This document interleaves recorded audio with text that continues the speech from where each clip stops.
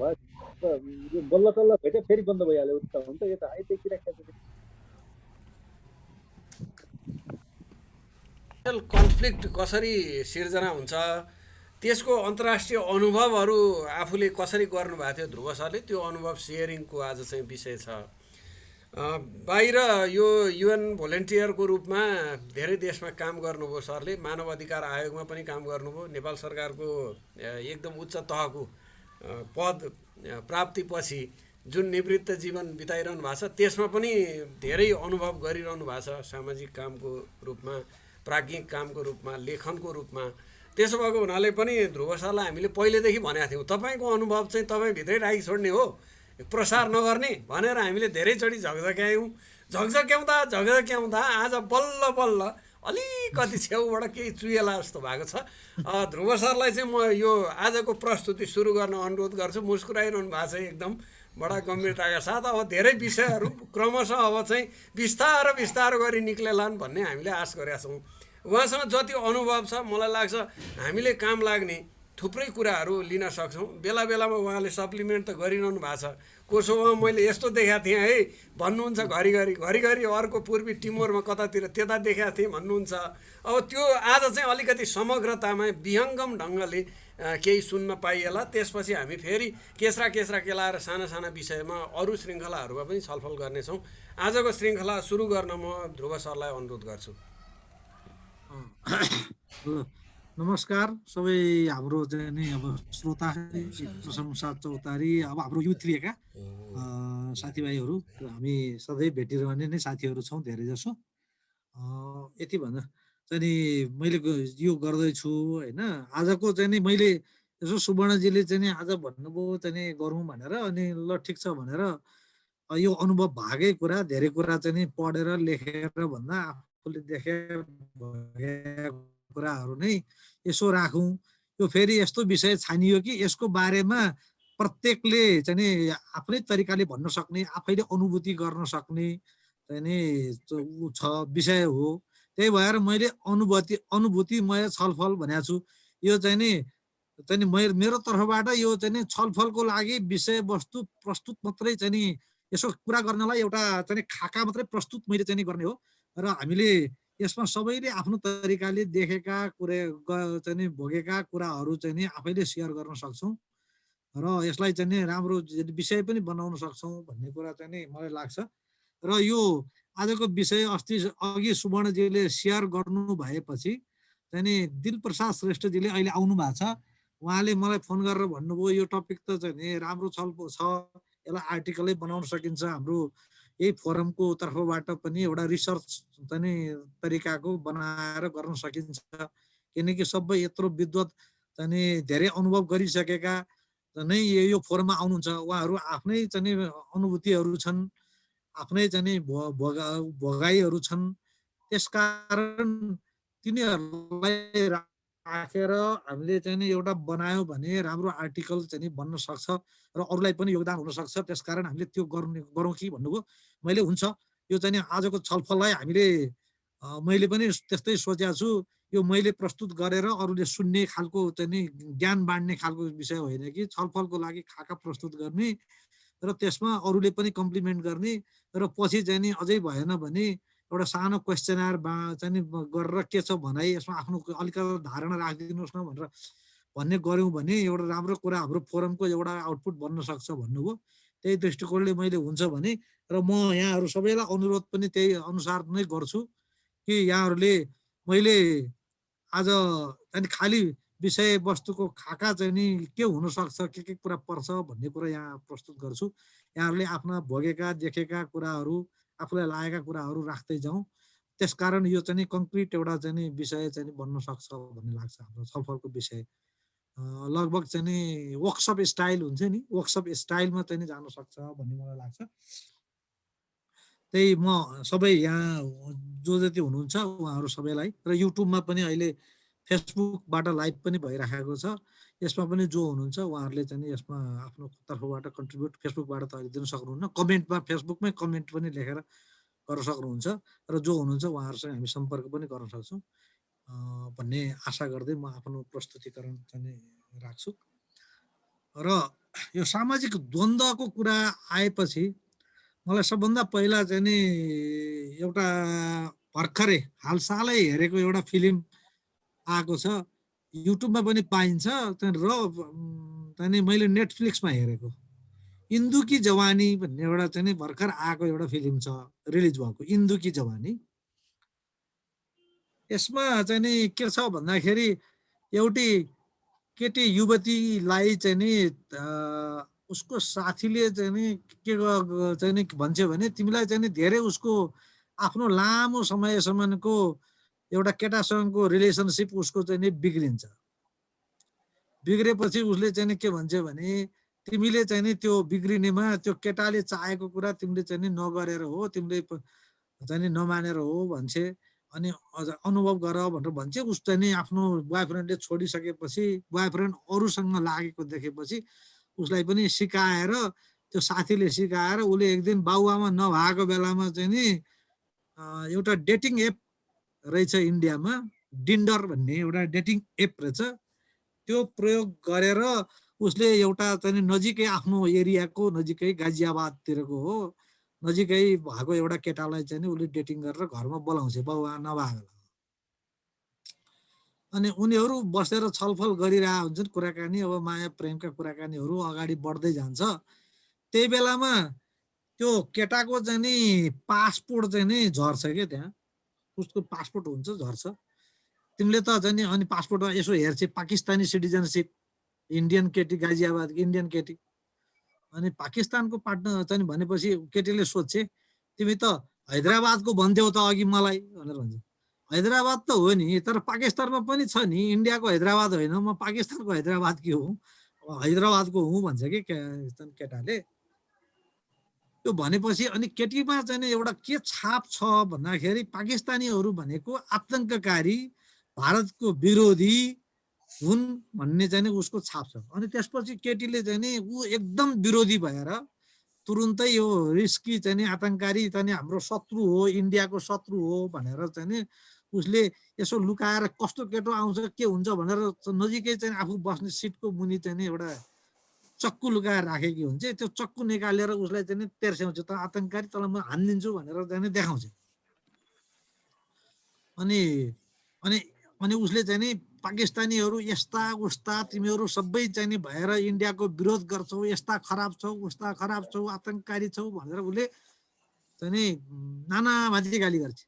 ऊ केटाले कहाँ हुन्छ चाहिँ नि पाकिस्तान भनेको सबै खराब हुन्छ, कोही मान्छे खराब हुन्छ, तिमीलाई लाग्यो कोही कोही पो आतङ्ककारी एक दुईजना मान्छे हुन्छ, पुरा पाकिस्तानलाई एउटै ठान्ने अनि म त यस्तो चाहिँ नि होइन भनेर चाहिँ नि उसले भन्छ। ऊ केटी मान्दै मान्दैन। अनि त्यसपछि त्यति गरिसकेपछि उसमा जुन छाप छ त्यो कुरा चाहिँ नि मेटिँदैन। अन्तिममा चाहिँ नि अनि कथा बढ्दै जाने क्रममा के उसले पछि एकजना रियल आतङ्ककारी एकजना चाहिँ नि पुलिसले खोजिरहेको आतङ्ककारी त्यो घरभित्र छिर्छ। अनि त्यो पाकिस्तानीले नै उसलाई चाहिँ नि पकडेर लडेर चाहिँ उसलाई भाग्न नदिएर केटीलाई संरक्षण गरेर चाहिँ नि गोली चलाउन नदिएर उसले अनि त्योसँग लडेर उसले जोगाउँछ कि।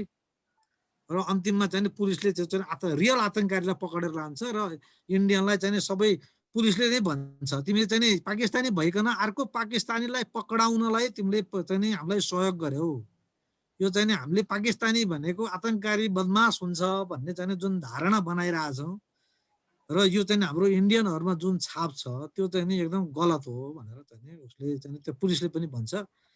र चाहिँ नि त्यहाँबाट चाहिँ नि यो कथा चाहिँ नि लगभग कथा चाहिँ नि सकिन्छ। यो कथाको सार चाहिँ नि मैले हेर्दै जाँदाखेरि यसमा चाहिँ नि रसिक कुराहरू धेरै छन्, तर मैले चाहिँ नि त्यो कथा पढेर चाहिँ नि आजको चाहिँ नि सन्दर्भको लागि यसबाट चाहिँ नि के कुरा ड्र गर्न चाहिँ नि सक्ने जस्तो लाग्यो भने हामीले एउटा समाजले अर्को समाज, एउटा देशले अर्को देश, एउटा राष्ट्रियताले अर्को राष्ट्रियताको बिचमा जुन चाहिँ नि अनरियलिस्टिक छाप बनाउँछौ नि, जुन धारणा बोकेर हिँड्छौँ, भारतकाले चाहिँ नि इन्डिया चाहिँ नि पाकिस्तानी जतिलाई चाहिँ नि आतङ्ककारी बदमास हाम्रा शत्रु हुन् भनेर देख्ने, पाकिस्तानी जतिले इन्डियनहरू जति सबैलाई चाहिँ नि यस्ता हुन् भनेर देख्ने, त्यो भनेको वास्तवमा भन्ने हो भने एक किसिमको चाहिँ नि सामाजिक द्वन्द्वको चाहिँ एउटा चाहिँ नि जड हो।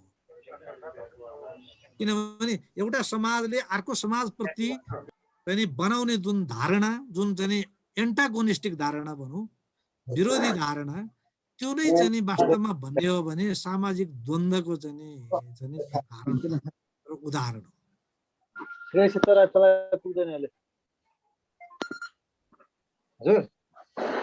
द्वन्द्व भनेको हाम्रो घरायसी द्वन्द्व पनि हुन्छ, इन्डिभिजुअल लेभलको द्वन्द्व हुन्छ, सबै हुन्छ। सामाजिक द्वन्द्व भनेको कुरा के भने एउटा समूह, जुन समूह जति ठुलो पनि हुनसक्छ, 5 जनाको चाहिँ नि समूह हुनसक्छ, एउटा टोलको अर्को टोल प्रतिको हुनसक्छ ग्रुपमा। अब चाहिँ नि एउटा चाहिँ नि अब राष्ट्रियताकै चाहिँ नि द्वन्द्व पनि देखियो, चाहिँ नि इन्डिया र पाकिस्तान चाहिँ नि उसको पाकिस्तानको, हामी नेपालीहरूमा पनि एउटा भारतप्रतिको चाहिँ नि त्यो धारणा चाहिँ कमन हेर्दाखेरि भारतको राष्ट्रलाई भनेका छौँ, भारतीयहरू चाहिँ नि यस्तो भनेर हामीले कमन चाहिँ नि धारणाहरू बनाएका छौँ, उनीहरूले हामीप्रति एउटा धारणा बनाइरहेछन्। एउटा समूह जुन रियलिस्टिक नहुन सक्छ, इन्डिभिजुअल चाहिँ नि गुण, पर्सनल क्यारेक्टरिस्टिक्स भनेर चाहिँ नि व्यक्तिगत चाहिँ नि चरित्र त व्यक्तिगत हुन्छ नि, सबै मान्छे न त खराब हुन्छ न त असल हुन्छ। तर एउटा चाहिँ नि समूहकै रूपमा चाहिँ जुन हामीले धारणा बनाउँछौँ र त्यसबाट एकले अर्कालाई चाहिँ नि एकदम विपरीत चाहिँ नि यो मेरो शत्रु हो, यो खराब हुन्छ, यस्तो हुन्छ, यसले मलाई चाहिँ नि हानि गर्छ भनेर जुन धारणा हामी बोक्छौँ, त्यो चाहिँ नि वास्तवमा भन्ने हो भने सामाजिक द्वन्द्वको चाहिँ नि कारण हो भन्ने चाहिँ नि मैले यसो हेर्दाखेरि मलाई आफूलाई अनुभूति भएको कुरा जस्तो लाग्छ। अनि यो द्वन्द्व चाहिँ नि पनि कस्तो हुँदो रहेछ भने कहिले कहिले द्वन्द्व चाहिँ नि रियल्ली साँच्चैको द्वन्द्व पनि हुन्छ। साँच्चैको द्वन्द्व कस्तो हुन्छ त भन्दाखेरि एउटा द्वन्द्व चाहिँ नि कुनै एउटै कुरा चाहिँ नि छ, त्यसमा दुईटाले भाग गर्नु पर्यो भने एउटाको भाग त खोसिन्छ नि। एउटै रोटीमा चाहिँ नि चाहिँ कसले खाने भन्यो भने एउटाले अलिक ठुलो भाग लियो भने अर्काको भाग त सानो हुन्छ नि। 50-50 गरे 50-50 भयो, आधा आधा बाँड्यो भने। एउटै सिङ्गै खान पाउने मान्छेलाई चाहिँ नि पुरै आधा खान पाउँदाखेरि पनि चाहिँ उसको लागि त भाग थोरै हो, सिङ्गै खान पाउँथे भन्ने भयो भने। र एउटा चाहिँ नभयो भने एउटाले सक्नेले चाहिँ नि भाग आफ्नो चाहिँ 3/4 खाइदियो भने अर्काको 1/4 हुन्छ। रोटी एउटै छ भने त्यसमा चाहिँ नि बाँडेर लिनुपर्ने छ भने त्यो द्वन्द्व चाहिँ नि रियल द्वन्द्व हुन्छ। त्यो चाहिँ नि बाँड्न नसकिने त्यसले द्वन्द्वको कारण हुन्छ, जहिलेसुकै हुन्छ। जस्तो अहिले हाम्रो निजामती सेवामा चाहिँ जति सिटहरू खुल्छन् त्यसमा 45% सिट आरक्षणको लागि गए भए त अरू चाहिँ नि बाँकी रहेका मान्छेहरूलाई त 55% मात्रै सिट भयो नि। त्यो त एकले मेरो भाग खाइदियो भन्ने चाहिँ नि सोच्ने चाहिँ नि भयो एउटा भागमा। त्यो चाहिँ नि रियल चाहिँ नि द्वन्द्वको चाहिँ नि कारण बन्न सक्छ। चाहिँ नि एउटा कारण रियल चाहिँ नि कुनै भाग एउटा चाहिँ नि पानीको मूल छ, दुईटा गाउँले चाहिँ नि पानी ल्याउनु पर्ने छ भनेदेखि त्यही पानीको स्रोत चाहिँ दुईटा गाउँलाई चाहिँ त्यो पानी पुग्दैन।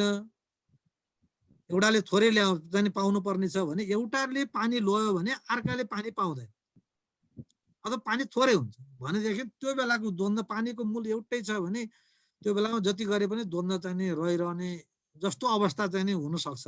त्यो सीमित स्रोत साधनको लागि हुने द्वन्द्व एउटा रियल। अर्को धेरै चाहिँ नि हामीले भोगेका चाहिँ नि द्वन्द्व भनेको पर्सिभ्ड हुन्। पर्सिभ्ड भनेको हामीले सोचेका मात्रै, त्यो द्वन्द्वका कारण छैन र रियल कारण छैन। अब पहाडियाले चाहिँ नि मधेसी चाहिँ नि यस्तो भनेर चाहिँ नि भनेको छ, मधेसीको बारेमा एउटा छाप बनाएको छ, मधेसी यस्ता हुन्छन्, छुच्चा हुन्छन्, खराब हुन्छन्, यहाँ हुन्छन्, झगडालु हुन्छन्, यस्ता हुन्छन् भनेर चाहिँ नि भन्यो। चाहिँ नि मधेसकाहरूले चाहिँ नि मधेसीहरूले चाहिँ नि अनि पहाडियाहरू भनेका मूर्ख हुन्छन्, यहाँ हुन्छन्, त्यहाँ हुन्छन् भनेर हामीले गर्यौँ भने त्यो रियल होइन, एउटा पर्सिभ्ड हो। र त्यही द्वन्द्व चाहिँ नि अलि चर्को रूपमा आउने। अब जातमा चाहिँ नि अब एउटाले अर्कालाई चाहिँ नि हेला होचो गरेको चाहिँ नि अवस्था चाहिँ नि पनि छ। पर्सिभ चाहिँ नि अब बाहुन क्षेत्री खसहरूले चाहिँ नि जनजातिहरूलाई चाहिँ नि एक खालको चाहिँ नि हुन्छ नि यिनीहरू मतवाली भनेर धारणा बनाएको छ। अनि उनीहरूले चाहिँ नि त्यो जनजातिकाहरूले चाहिँ नि बाहुन खसहरू चाहिँ नि यस्ता हुन्छन्, यिनीहरू छट्टु हुन्छन्, यहाँ हुन्छन्, ठग हुन्छन्, यस्तो गर्छन्, अरूलाई चाहिँ नि घुमाइ फिराइ गर्छन्, यहाँ गर्छन् चाहिँ नि के भन्ने अब चाहिँ नि विभिन्न खालका यी चाहिँ नि पर्सिप्ट। त्यसका कुनै चाहिँ नि रियल कारण पनि छैनन्, हाम्रो मनमा छाप बसेको छ र यही कुरा हामीहरू व्यक्त गर्छौँ जानी नजानी, कहिले भाषामा गर्छौँ, कहिले व्यवहारमा गर्छौँ, कहिले केमा गर्छौँ, अनि त्यसले चाहिँ नि द्वन्द्वको सिर्जना चाहिँ नि व्यापक रूपमा चाहिँ नि हुन्छ। त्यसैको आधारमा चाहिँ नि ठुला ठुला झगडाहरू संसारमा भएका छन्।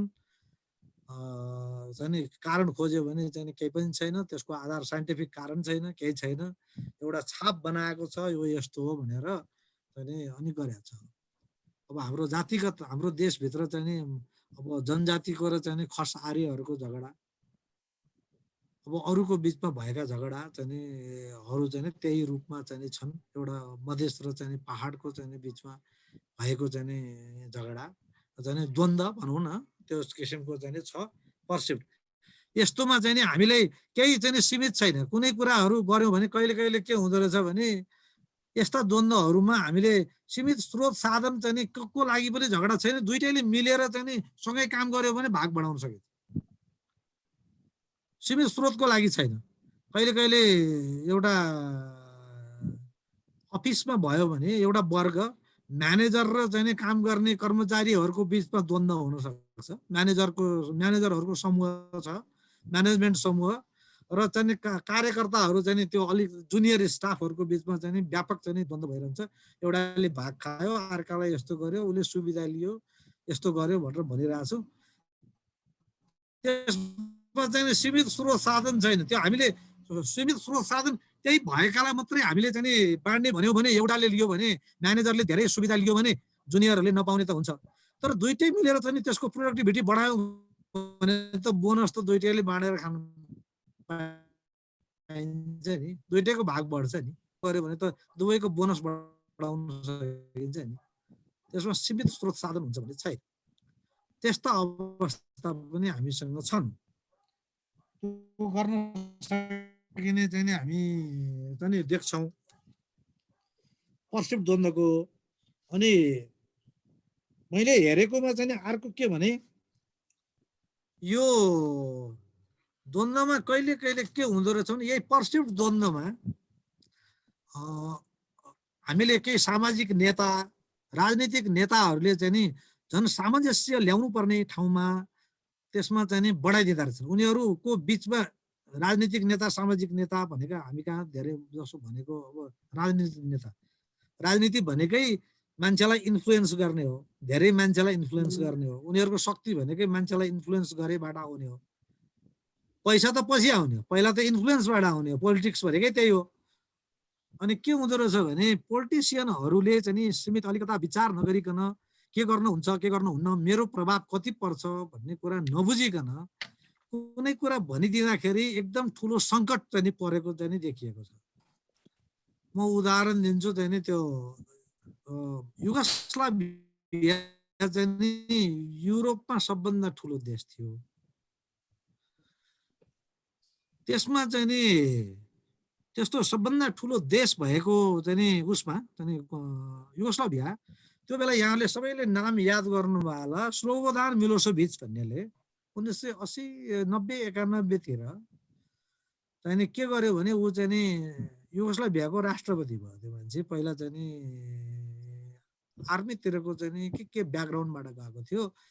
भएपछि उसले कोसोभो भन्ने ठाउँको कोसोभो पोली भन्ने ठाउँमा आएर एउटा भाषण गरिदियो उसले कि चाहिँ नि के भन्यो भने यहाँ सर्बियनहरू चाहिँ नि त्यो कोसोभो भन्ने ठाउँमा 92% जति चाहिँ नि अल्बानियन मूलका मानिस छन्, त 6-7% जति चाहिँ नि सर्बियन मूलका मानिस छन्, अरू चाहिँ नि 1-2% चाहिँ नि त्यो रोमा, गोरान अनि बोस्नियाक भन्नेहरू मानिसहरू छन्, थोरै छन्। अरू मेजर ग्रुप भनेको अल्बानियन नै हो, उनीहरूको वर्चस्व छ 90-92% भएपछि।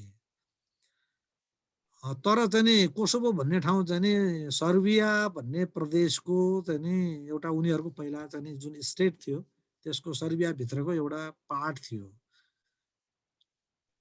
त्यसमा चाहिँ आएर कोसोभो भन्ने ठाउँमा चाहिँ उनीहरू सर्बियनहरू थोरै भए पनि चाहिँ हाल्यो उनीहरू चाहिँ ठुला पदहरूमा थिए धेरै चाहिँ ठुल्ठुला पदहरूमा भएका उनीहरू चाहिँ ब्युरोक्रेटिकल्ली चाहिँ एडमिनिस्टर गरिरहेका चाहिँ मानिसहरू थिए उसले आएर के भनिदियो भन्दाखेरि त्यहाँ एउटा भाषण चाहिँ उसले के गरिदियो भन्दाखेरि यहाँ चाहिँ सर्बियनहरूलाई तिमीहरूले थिचोमिचो गर्यौ भने अल्बानियनहरूले चाहिँ सर्बियनहरूलाई अलिक त नराम्रो चाहिँ वक्रदृष्टि राख्यो उनीहरूलाई चाहिँ असुरक्षित गर्यो केही गर्यो भने हामी छौँ सर्बिया छ हाम्रो पुरै देश छ त्यसबाट आएर तिमीलाई संरक्षण गर्छौँ यहाँ कसैले केही गर्न पाउँदैन सर्बियनलाई भनेर उसले एउटा भाषण गरिदियो त्यो बेलासम्म युगोस्लाभिया चाहिँ जोसेफ ब्रोज टिटोले चाहिँ एकत्रित गरेर राखेको सर्बिया चाहिँ इन्ट्याक्ट नै थियो सबैले आफ्नो मानेर बसिरहेको थिए जोसेफ ब्रोज टिटो आफै चाहिँ क्रोएसियाको मान्छे थियो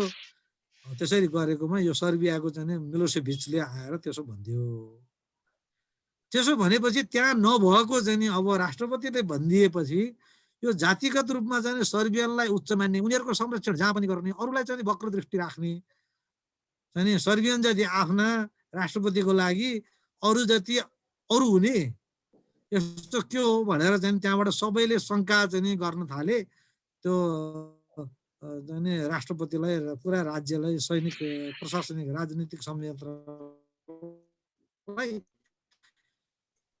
त्यसपछि आएर चाहिँ उनीहरूमा अलिअलि विग्रह चाहिँ विद्ध चाहिँ अलि सर्बिया युगोस्लाभिया हाम्रो चाहिँ होइन हाम्रो लागि चाहिँ होइन यो सर्बियनहरूको लागि चाहिँ मात्रै हो सर्बियन मुलका मानिसहरूको लागि भन्ने जस्तो फिलिङ सुरु भएर त्यसको चाहिँ असर के भयो भने सबै अब पहिला त बाँधिएर बसेका चाहिँ राष्ट्रका चाहिँ विभिन्न चाहिँ प्रदेशहरू चाहिँ युनिफाइड भएर एउटा चाहिँ फेडरल गभर्मेन्ट बनेको थियो अनि छुट्टिन सुरु गरे सबभन्दा पहिला स्लोभेनिया त्यसपछि चाहिँ अरू चाहिँ म्यासिडोनिया अलि पछि त्यो स्लोभेनिया सबभन्दा सजिलोसँग त्यसपछि क्रोएसिया त्यसपछि बोस्निया हर्जगोभिना त्यसपछि म्यासिडोनिया चाहिँ छुट्टिए त्यसपछि धेरै अनि चाहिँ मोन्टेनिग्रो र सर्बियासँगै बसिरहेको थिए अनि सर्बियाभित्रको कोसोभोले चाहिँ पनि विरोध गर्यो लड्न थाल्यो त्यसमा अमेरिकनहरूले बम्बार्ड गरे कोसोभोकाहरूलाई अल्बानियाहरूलाई थिचोमिचो गरेको भने अमेरिकनहरूले बम्बार्ड गरे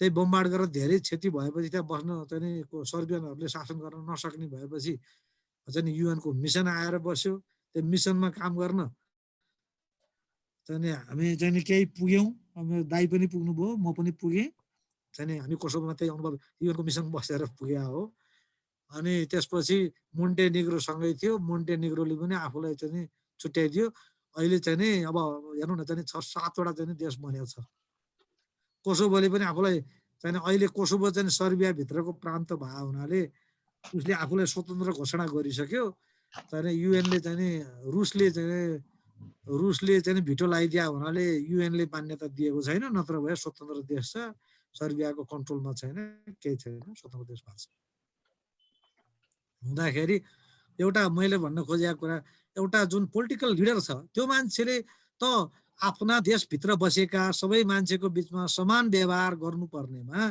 तिमी काखा तिमी पाखा भन्ने कुराको अलिकता सानो चाहिँ झनक दिँदाखेरि अलिकता बोलिदिँदाखेरि पनि त्यत्रो विग्रह भयो यत्रो युरोपमा सबभन्दा ठुलो भएको चाहिँ राष्ट्र टुक्रिएर त्यस्तो भयो भनेपछि हामीले चाहिँ राजनीतिक नेताहरूले पनि कति बिगार्दा रहेछन् भन्ने कुराको विग्रह देशभित्र विग्रह कसरी ल्याइदिँदा रहेछन् भन्ने कुराको सबभन्दा राम्रो उदाहरण चाहिँ युगोस्लाभिया हो त्यो स्लोबोदान मिलोसेभिच पछि चाहिँ अब एउटा मानव अधिकार हनन जातीय हिंसा गरेको भनेर चाहिँ अब हेगको अदालतमा थियो थुनिएर बसेको थियो त्यही चाहिँ सुसाइड गरेको भनेर चाहिँ सुसाइड गरेर चाहिँ त्यही मर्यो त्यो मान्छे है यहाँहरूलाई याद छ कति इतिहास कति याद छ धेरै वर्ष पनि भएको छैन अनि मैले चाहिँ त्यो एउटा कुरा राजनीतिक मानिसहरूले गरेको कुरा कोसोभोको अनुभव चाहिँ म यो सुनाउँछु र यस्तै गरेर यहाँहरूलाई पनि याद होला अब रुवान्डाको केस पनि त्यस्तै हो हैन अब रुवान्डामा त्यो हुतु र तुत्सीहरूको बीचको झगडा थियो त्यसमा चाहिँ नि जम्मा 100 दिनमा चाहिँ नि 8 लाख भन्दा बढी मान्छे मारिएका थिए जातीय झगडामा मेनली तुत्सी जातका मानिसहरू चाहिँ नि मारिएका थिए त्यसमा र तुत्सीलाई सपोर्ट गर्नेहरू पनि मारिएका थिए। र यसमा चाहिँ नि कोसोभोको अनुभव भन्दाखेरि के हुँदो रहेछ भने जातीय झगडा बढेपछि अनि कस्तो हुँदो रहेछ भन्ने कुराको ज्वलन्त उदाहरण के भने त्यहाँ एउटा जाति सर्बियनहरू थोरै, अल्बानियनहरू धेरै भएपछि चाहिँ सर्बियनहरूको झुरुप्प कहीँ कहीँ बस्ती छ। उनीहरूको बस्तीमा चाहिँ अब सानो थोरै मानिसहरू छन् अनि एक ठाउँबाट अर्को ठाउँमा जानै सक्दैन। अब गयो भने त्यहाँबाट बाहिर उनीहरूको एरियाभन्दा बाहिर निस्क्यो भने अल्बानियनहरूले चाहिँ एकदम शत्रुवत व्यवहार गर्छन्, मारिदिन्छन्, उनीहरूलाई गोली हानिदिन्छन्, केही पनि गर्न सकिन्न। कतिचोटि चाहिँ सडकमा हिँड्दा हिँड्दै सर्बियन भनेर देखेको मानिसलाई चाहिँ नि गोली हानेर चाहिँ उनीहरूले चाहिँ मारिदिन्छन्। लिएर हिँड्दा एकदम ठुलो आर्मीको पुलिसको गस्ती गरेर चाहिँ लिएर उनीहरू हिँड्नुपर्छ। उनीहरूको मुभमेन्ट एकदम रेस्ट्रिक्टेड छ। त्यही भएर उनीहरू इन्क्लेभ भन्छन्, त्यो सानो एउटा चाहिँ नि जेल जस्तो, एउटा गाउँ इटसेल्फ जेल जस्तो बनेको, त्यहीँ बस्नुपर्छ। बाहिर जानु पर्यो भने आर्मीलाई गुहारेर आर्मीले चाहिँ नि अगाडि पछाडि चाहिँ नि एकदम चाहिँ नि आर्मी चाहिँ त्यो बम चाहिँ नि जोगाउने चाहिँ नि ट्रकमा चाहिँ नि राखेर उनीहरूलाई बिचमा त्यसैमा राखेर अनि अर्को पनि पछाडि पनि गाडी राखेर लिएर हिँड्नुपर्छ। त्यसो भएपछि उनीहरू एउटा गाउँबाट अर्को गाउँमा जानु पर्यो, केही गर्नु पर्यो भने त्यति चाहिँ झन्झट छ। त्यत्रो आर्मीलाई गुहार्नु परेपछि त अब त्यो ठुलो चाहिँ नि केस नभइकन हिँड्न पाइएन, त्यहीँ भित्र भयो। उनीहरू अब आफ्नो चाहिँ केही पनि उद्योग व्यवसाय केही गर्न सक्ने कुरा भएन अनि गरिब हुने भए। पहिलाका चाहिँ धनी चाहिँ सर्बियनहरू अहिले एकदम गरिब चाहिँ हुनु परेको अवस्था चाहिँ त्यहाँ छ। सर्बियनहरूको अवस्था चाहिँ त्यस्तो अवस्था छ। र त्यसको खराबी चाहिँ के अर्को पनि छ भन्दाखेरि जातिगत झगडाले गर्दाखेरि त्यो कतिसम्म चाहिँ भएको छ। एउटा देश बनिसकेपछि पनि त्यहाँको न्यायालयमा न्यायाधीश चाहिँ नि न्यायाधीश चाहिँ नि एउटा त्यही देशका मान्छे राख्नु सम्भव छैन। न्यायाधीश चाहिँ पत्याउँदैन। अब किनभने मुद्दा त चाहिँ सर्बियन र अल्बानियनको झगडा परेर हुनसक्छ भन्यो भने एउटा पक्ष हार्ने एउटा पक्ष जित्ने हुन्छ। त्यो न्यायाधीश के हो भन्दाखेरि यदि सर्बियन न्यायाधीश छ र चाहिँ सर्बियनले चाहिँ नि मुद्दा गरेर सर्बियनलाई जितायो, अल्बानियनलाई चाहिँ हारियो, चाहिँ रियल सेन्समा चाहिँ उसले कानुनी रूपमा न्याय चाहिँ गरेको हो, कानुनको दफा हेरेर गरेको हो पत्याउँदै न्याय भएको भनेर पत्याउँदै। त्यसो भएपछि कसैले कसैलाई त्यो न्यायाधीशलाई नै विश्वास नगर्ने भएपछि त अब के गर्नु पर्यो भने विदेशका न्यायाधीश ल्याएर राख्नु। त्यहाँ न्यायाधीश चाहिँ नि विदेशका। अरू कुरा गर्ने मान्छेहरू पनि त्यस्तै पुलिसहरू त अहिले त्यो बेला हामी हुने बेला छन् अनपोल भनेर चाहिँ नि विदेशबाट गएका पुलिस थिए। अहिले के गरेको छ थाहा छैन। न्यायाधीश चाहिँ हामी कहाँ सम्भव छैन भन्थे, न्यायाधीश विदेशबाटै ल्याएर गर्नुपर्छ भन्ने अवस्था थियो। त्यो अत्यधिक चाहिँ झगडा चाहिँ भएपछि, जातिगत झगडा भएपछि एउटाले अर्कालाई विश्वासै नगर्ने, यसले सही गर्छ भन्ने चाहिँ नि मान्दैन भन्ने त्यो स्थिति चाहिँ त्यहाँ थियो। र यो चाहिँ मुभमेन्ट रेस्ट्रिक्सनबाट चाहिँ राष्ट्रलाई परेको असर चाहिँ नि अब आफ्नो देश भने पनि कैयौँ कर्मचारी भनौँ न, न्यायाधीश भने कैयौँ कर्मचारी भने कर्मचारी समेत उनीहरूको झगडाको कारणले अन्तको मान्छे ल्याएर राख्नु पर्यो। त्यस्तो स्थिति चाहिँ भयो। त्यो चाहिँ हामी विद्वेष फैलाउँदै गयौँ भने, सामाजिक द्वन्द्वको लेभल चाहिँ एकदम चरम भयो भने त्यो हद हुँदो रहेछ भन्ने कुरा मैले चाहिँ नि यहाँहरूलाई चाहिँ निवेदन गर्न खोजेको। त्यसपछि अर्को यसैमा सन्दर्भमा मैले चाहिँ नि यहाँ नेपालको कुरा पनि जोड्न चाहेँ। एकचोटि के भयो भने केही समय अगाडि 3-4 वर्ष भयो होला चाहिँ एउटा घटना चाहिँ थियो, एउटा न्युज पढेको थिएँ मैले, अनलाइनमै आएको थियो। धनकुटामा एउटा राई चाहिँ नि महिला चाहिँ उनको श्रीमान चाहिँ विदेश गएका रहेछन्। त्यो राई महिलालाई एउटा चाहिँ नि छेत्री हो क्या अरे, छेत्री जस्तो लाग्छ मलाई, छेत्री पुरुषसँग उनको सम्बन्ध रहेछ। छेत्री पुरुषसँग सम्बन्ध भएपछि त्यो पुरुष चाहिँ नि आएर चाहिँ त्यो महिलासँग चाहिँ यसो चाहिँ केही कोठाभित्र बसेको, शारीरिक सम्पर्क पनि केही भइरहेको अवस्थामा उसको ससुराले देखेछ।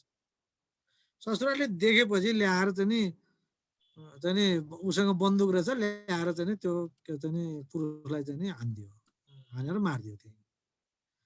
त्यो न्युज आयो, अनलाइनमा छापियो। त्यसपछि छापेपछि मैले केही मानिसहरूको कमेन्ट पढेको थिएँ कि यी चाहिँ नि खसहरू यस्तै बदमास हुन्, यिनीहरूलाई गोली ठोक्नुपर्छ, अरूलाई पनि सबै खस जातिलाई गोली ठोक्नुपर्छ भनेर जनजातिको मानिसहरूले चाहिँ नि त्यसमा कमेन्ट लेखे।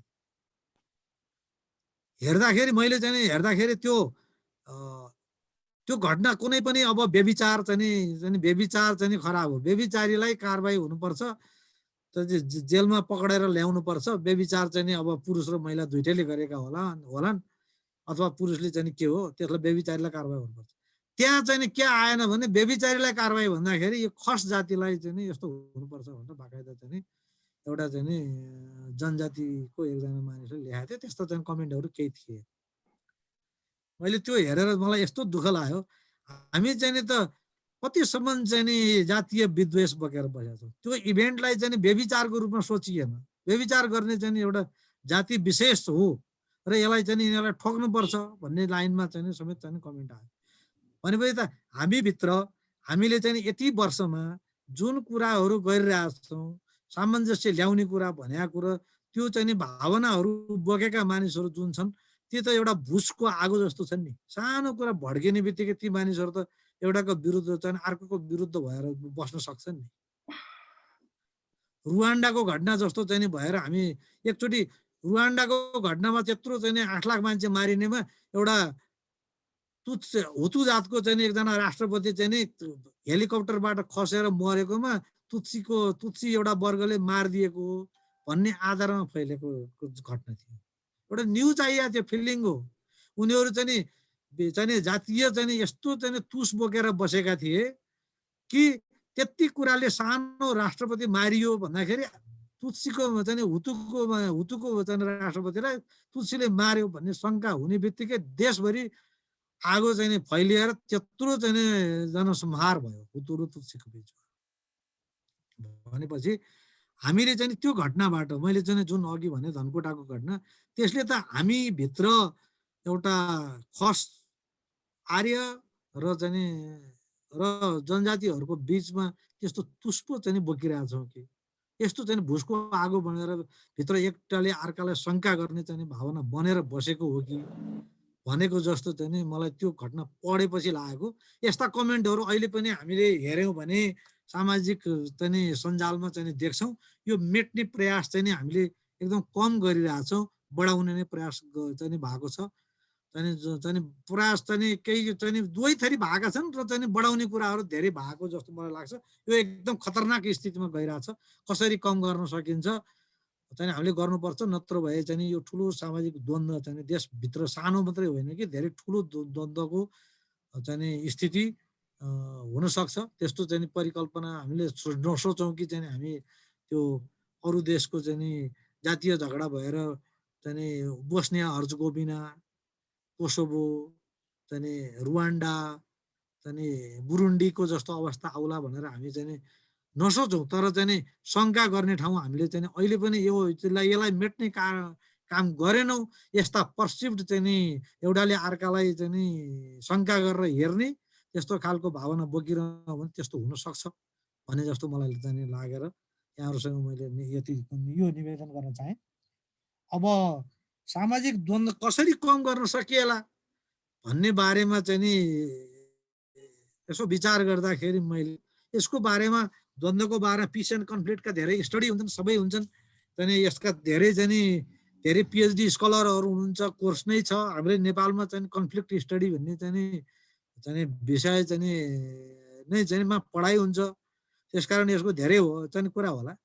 तर मैले आफूले चाहिँ अनुभूति गरेका कुराहरू यहाँहरूसँग राखेर यहाँहरूबाट पनि आफ्नो कमेन्ट, आफ्नो चाहिँ विचारहरू आओस् भन्ने आशा गर्दै मैले देखेका कुराहरू के भन्न निवेदन गर्न चाहन्छु भने यो कम गर्नलाई एउटा कुरा भनेको त हामीले कारण किन चाहिँ हामी यो कन्फ्लिक्टमा जाने हुन्छौँ, एउटाले अर्कालाई शङ्का गर्ने र द्वन्द्वको चाहिँ भावना, एउटाले अर्कालाई विरोधी जस्तो यो मेरो चाहिँ लागि चाहिँ खतरा छ, शङ्कास्पद छ भनेर हामीले ठान्ने अवस्था किन आउँछ भन्ने कुराहरूमा विचार गर्दाखेरि पहिला चाहिँ कारणको खोजी गर्नु पर्यो। कारणको खोजी चाहिँ नि के कारणले चाहिँ द्वन्द्व भइरहेछ भन्ने कुरा खोजी गर्नु पर्यो।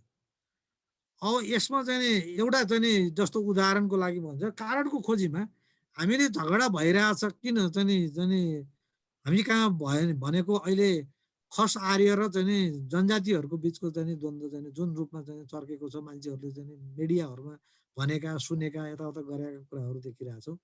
यसमा यो के छ भने जातीय पहिचानका कुराहरू हामी बढाउने कुरा गरेरै भएको। यसलाई हटाउने तर्फ हामीले चाहिँ नि कम गर्नुपर्ने। तिमी फरक हो, खस आर्य भन्दा मङ्गोलियनहरू चाहिँ नि जनजातिहरू फरक हो भन्ने कुरा होइन, एकै हो भन्ने खालको कुराहरू हामीले ल्याउनु पर्नेमा हामी बढ्ता चाहिँ त्यो कुरा गर्छौँ। जस्तो चाहिँ यसैको बारेमा म चाहिँ यहाँहरूलाई चाहिँ के भनौँ भने रुवान्डाले चाहिँ नि के गर्यो भन्दाखेरि हुतु र तुत्सीको बिचमा झगडा भएपछि अहिले चाहिँ त्यो राष्ट्रपति चाहिँ जुन जितेर आयो अब अहिले पनि ल्यान्डस्लाइड भिक्ट्री गरिरहेछ चाहिँ रुवान्डा अहिले एकदम राम्रो देशमा चाहिँ अफ्रिकामा एकदम छिटो प्रगति गरेको रहेको देश मानिन्छ। त्यहाँ उनीहरूले अहिले के गरिदियो भन्दाखेरि हुतु र तुत्सीको बारेमा सोध्न परिचय दिन कहीँ चाहिँ लेख्न भन्न चाहिँ प्रतिबन्धित गरिदिएको छ। भन्यो भने सजाय हुन्छ। तिमी हुतु हो कि तुत्सी हो भनेर सोध्न पाइँदैन र कसैले परिचय दिन पनि पाइँदैन, केही पनि पाइँदैन। त्यसो भएपछि त अलि हट्ने भयो नि त। एकचोटि म चाहिँ कोसोभो हुने बेला एकजना महिला रुवान्डाकी थिइन्, मलाई थाहा थिएन। मैले तिमी चाहिँ कुन वर्ग के हो, हुतु हो कि तुत्सी हो भनेको तिमीले यहाँ त मलाई सोध्यौ यस्तो कुरा मैले तिमीलाई बताउँदा पनि बताउँदिनँ र तिमीले यो सोधेको चाहिँ अपराधी हो यहाँ चाहिँ थाहा नपाएर सोध्यौ। त्यो चाहिँ अरू मेरो देशमा भएको भएर अब मैले जान्ने मान्छेले भएको भए तिमीले अपराध गरिरहेको छौ, यो सोध्न पाइँदैन भनेर भन्नु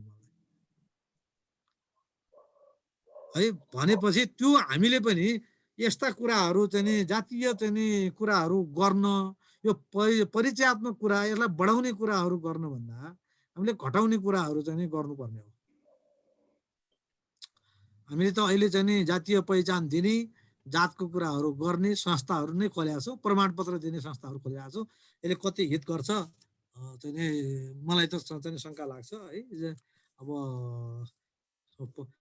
परिचय पत्र बाँडेर चाहिँ बस्ने यो हो भनेर चाहिँ संस्थाहरू हामीले खोलिरहेका छौँ, पहिचानको नाममा गरिरहेका छौँ।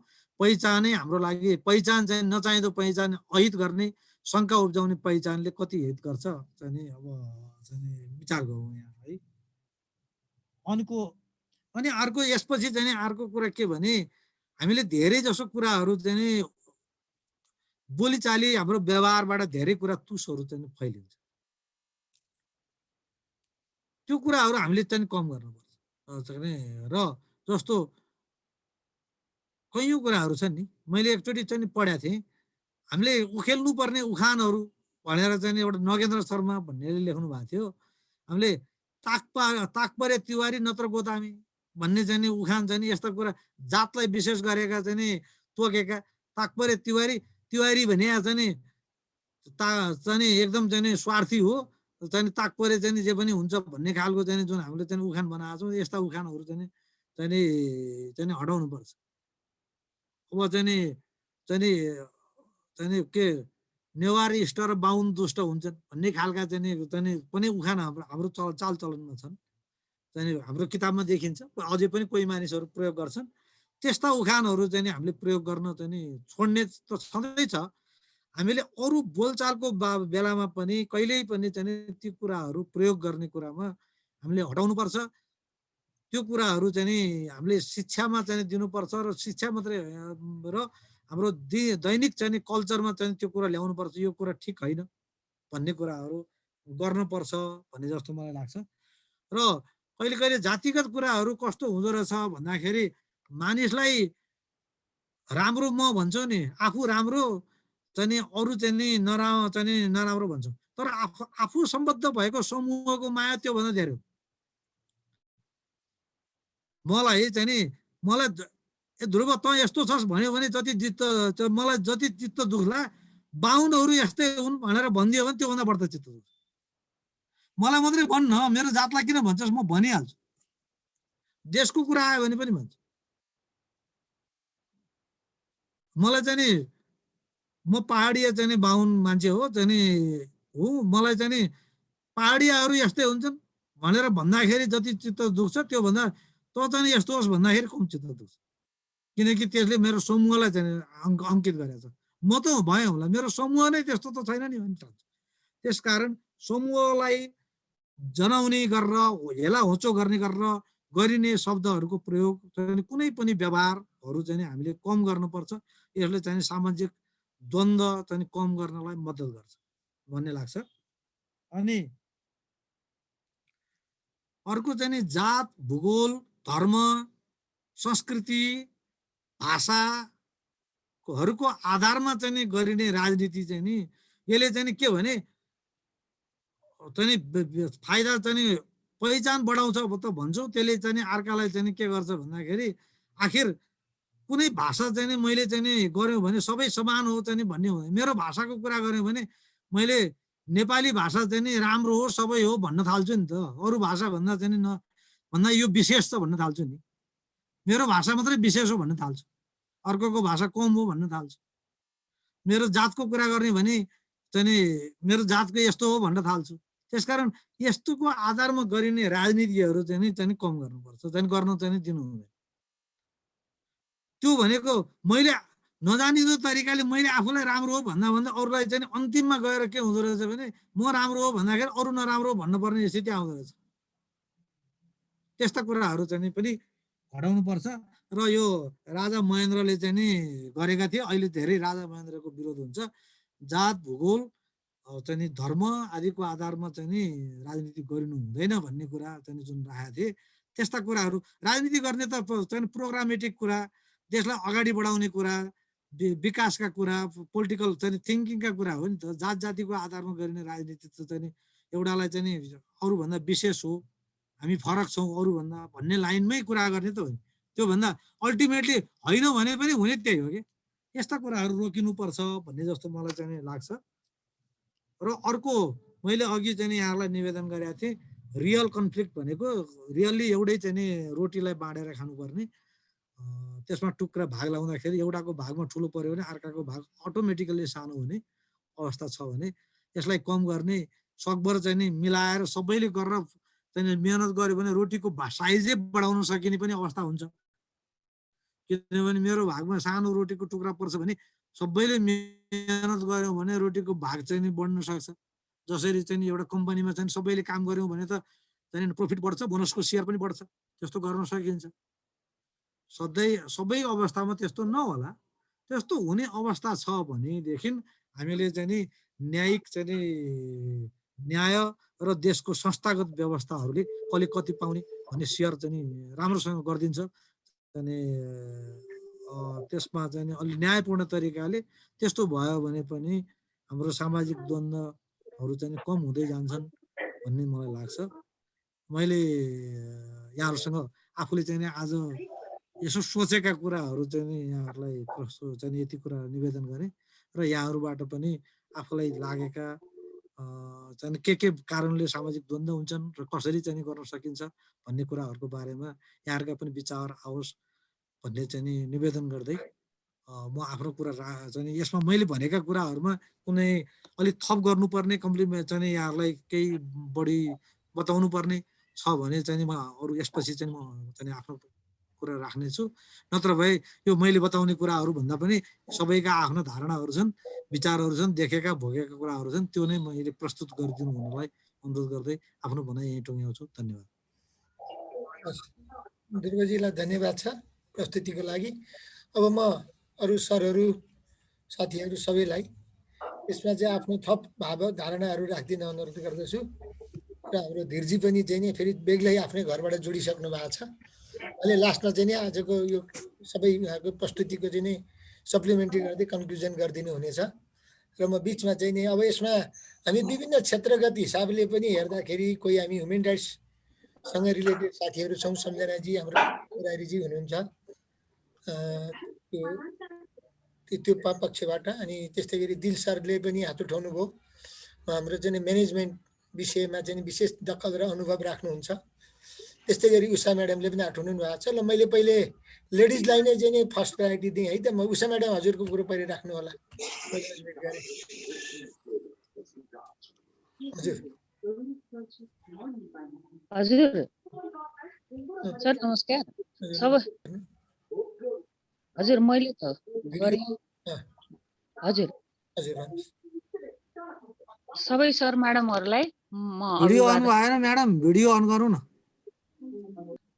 आज ध्रुव सरले चाहिँ साह्रै सबै क्षेत्रका कुराहरू समेटेर विखण्डनकारी कार्यहरू गर्न हुँदैन भनेर जुन प्रस्तुति गर्नुभयो साह्रै समय सान्दर्भिक छ। राजा महेन्द्रलाई विरोध गर्छन् तर महेन्द्रले गरेका कुराहरू कतिपय राम्रा थिए पनि भन्नुभयो, त्यो पनि मलाई साह्रै मन पर्यो।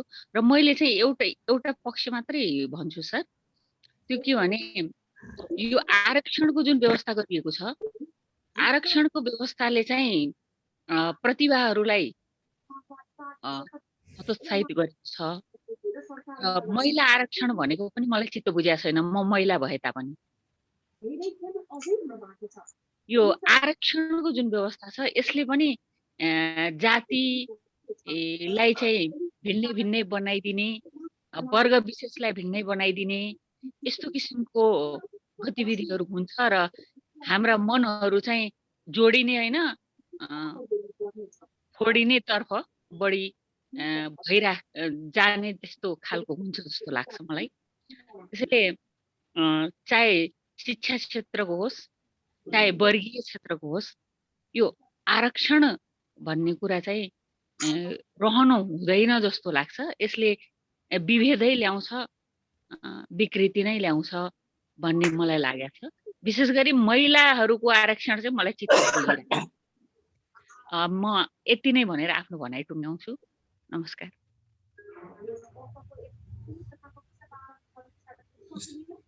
दिल सर,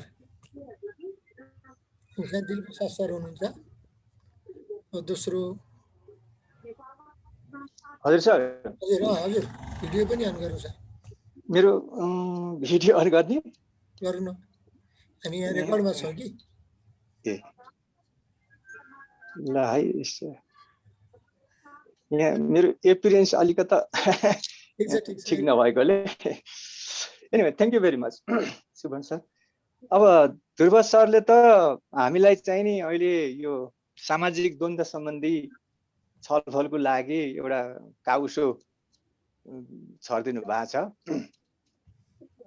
यसमा त अब 1-2 दिन अथवा 1-4 घन्टामा छलफल गरेर अथवा सेयर गरेर किन्न सिद्धिन्थ्यो र अब हामीले यसलाई चाहिँ नि अलिकता यसलाई राम्रैसँग कन्ट्रिब्युट गर्ने हो भने यसलाई अलिकता टाइम छुट्याएरै यसमा छलफल गर्नुपर्छ जस्तो लाग्छ मलाई।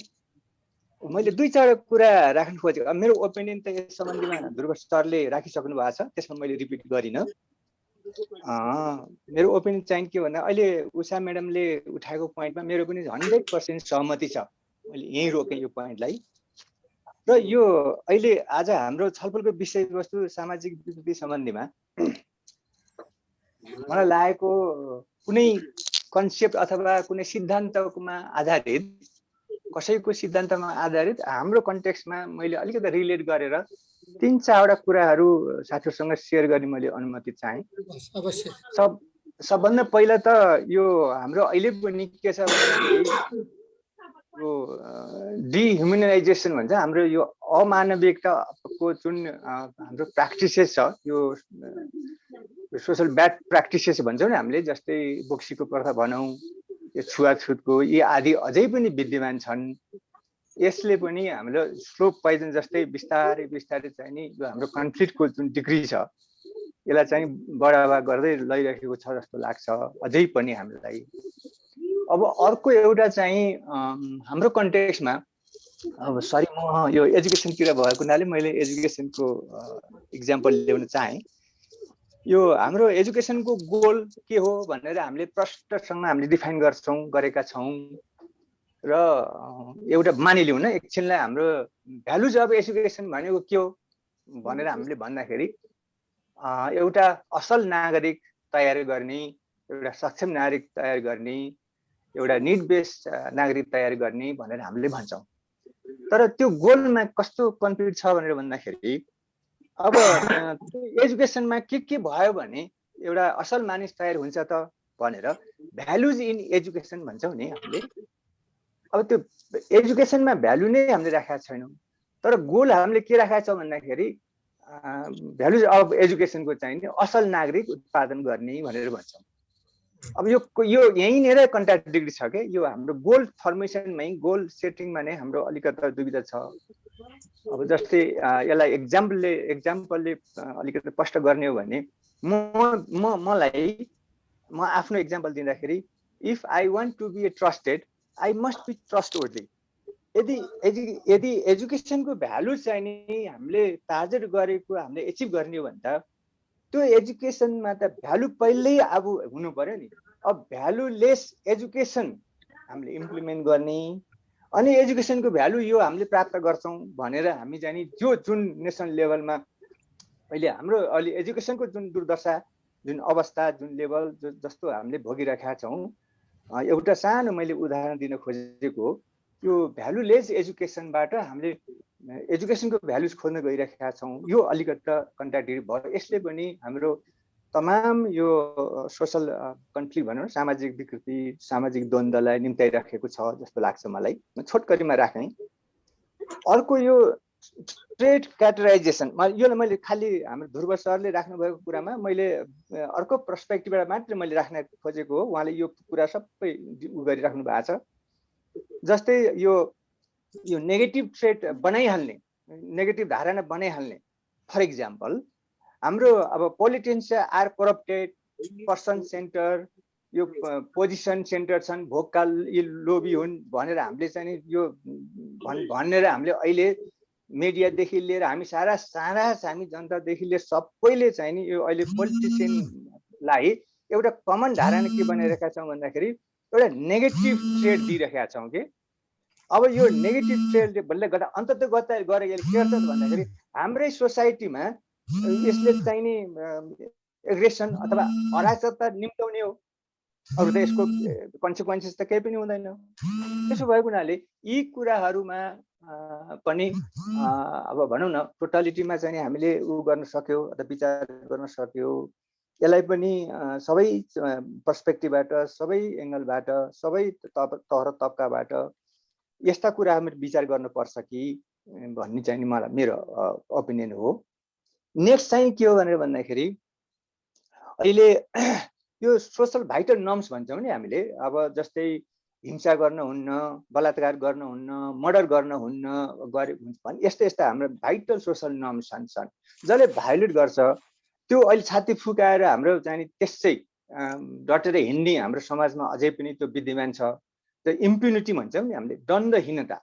यो दण्डहीनताको यो चाहिँ नि लेभल अथवा यसको डिग्री यो घट्दो भन्दा पनि यो बढ्दो भएको हुनाले हाम्रो कन्टेक्स्टमा यो इन्डाइरेक्टली यो लेभल अफ कन्फ्लिक्टलाई चाहिँ नि बढावा दिने अथवा इन्क्रिज गर्ने एउटा फ्याक्टर चाहिँ यो ल्याक अफ इम्प्युनिटी, दण्डहीनता भन्छौँ। यसले पनि ज्यादै मलजल गरे जस्तो लाग्छ मलाई। अब अर्को last but not the list, यो हाम्रो ध्रुव सरले पनि भन्नुभएको छ यो पोइन्टलाई, युज अफ पोलिटिकल लेभल्स लगाइ म यो पार्टीको हो नि, म यो सम्बन्धी हो नि। फर इक्जाम्पल अब दरबार उसमा भएको यतिको बिल्डिङ, गोकर्णको चाहिँ रिसोर्ट, वाट एभर यो चाहिँ के भने पोलिटिकल एफिलिएसन अथवा पोलिटिकल लेभल लगाएर जति पनि ग्रुपले चाहिँ नि आफ्नो पर्फर्मेन्स भनौँ, आफूलाई चाहिँ नि अरूभन्दा एउटा विशिष्ट एउटा चाहिँ नि समूहको रूपमा चाहिँ पहिचान गराउन खोजिरहेको छ। यसले पनि अन्ततोगत यसले सोसल कन्फ्लिक्टै यसले इन्भाइट गर्ने हो। यसले अरू चाहिँ नि यसको कन्सिक्वेन्सेस अरू यसको पोजिटिभ कन्सिक्वेन्सेस हुन सक्दैन। अब यी कुराहरू चाहिँ नि हुँदो रहेछ। लास्टमा एउटा चाहिँ यो हाम्रो अब सिद्धान्तकोमा, विचारकोमा, आफ्नो कन्सेप्टकोमा हाम्रो त्यति चाहिँ नि कन्फ्लिक्ट हुँदैन। र हाम्रो कन्टेक्स्टमा यो कन्फ्लिक्ट 10% मात्रै हाम्रो सिद्धान्त र विचार कहाँबाट यो डिस्टर्बेन्स आइरहेको छ। प्लिज यो अनयुज माइक चाहिँ म्युट गरिदिनुहोस् न प्लिज। म के भन्दै थिएँ भने हजुर यो 10% conflict arises from the principles, आफ्नो कन्सेप्ट, सिद्धान्त, विचार जे भनौँ हो, तर 90% कन्फ्लिक्ट एराइजेस फ्रम आवर टुन अफ ल्याङ्ग्वेज भन्छौँ कि हामीले। यो ध्रुव सरले चाहिँ पनि यसलाई टच गर्नु भएको छ।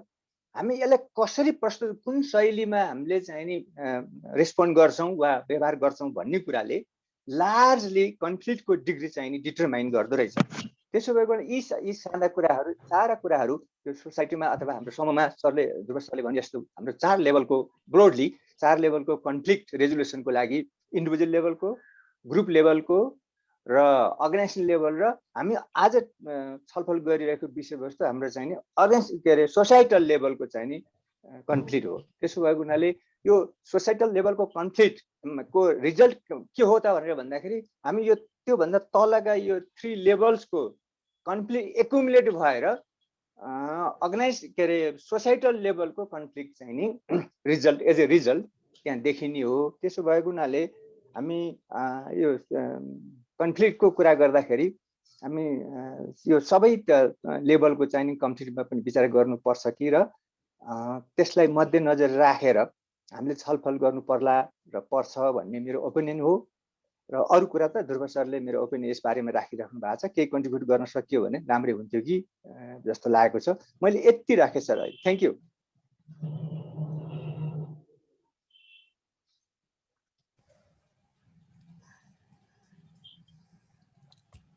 अब हेलो हजुर सर।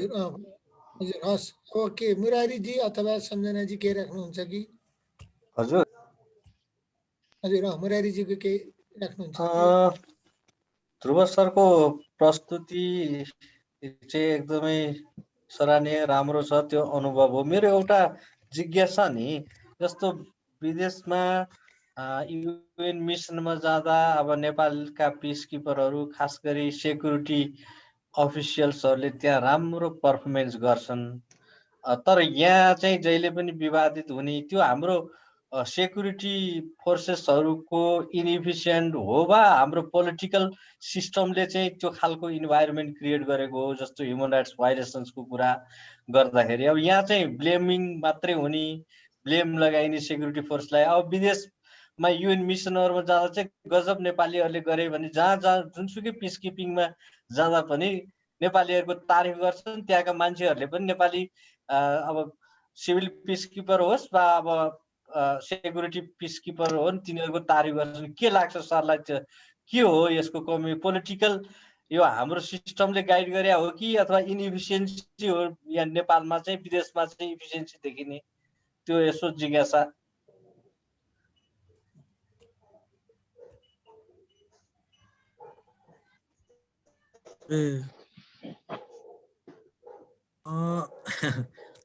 ल धन्यवाद मुरारीजी।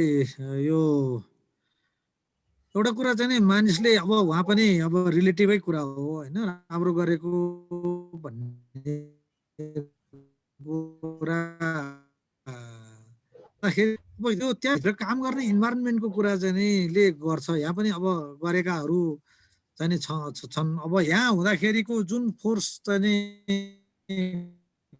कुराहरू हुन्छ, त्यहाँ कोही चाहिँ नि आफन्त भन्ने पनि कोही छैन। ऊ चाहिँ नि रियल सेन्समा चाहिँ नि जे हो त्यही हुन सक्दो रहेछ होइन। अब पुलिस भयो भने यहाँ त चाहिँ नि कोही आफ्नो मान्छे हुन्छ, कसैलाई जोगाउनु पर्छ, उसको प्रेसर चाहिँ नि हुन्छ, कसै हुन्छ। त्यहाँ बाहिर गएपछि त केही पनि हुँदैन त्यस्ता।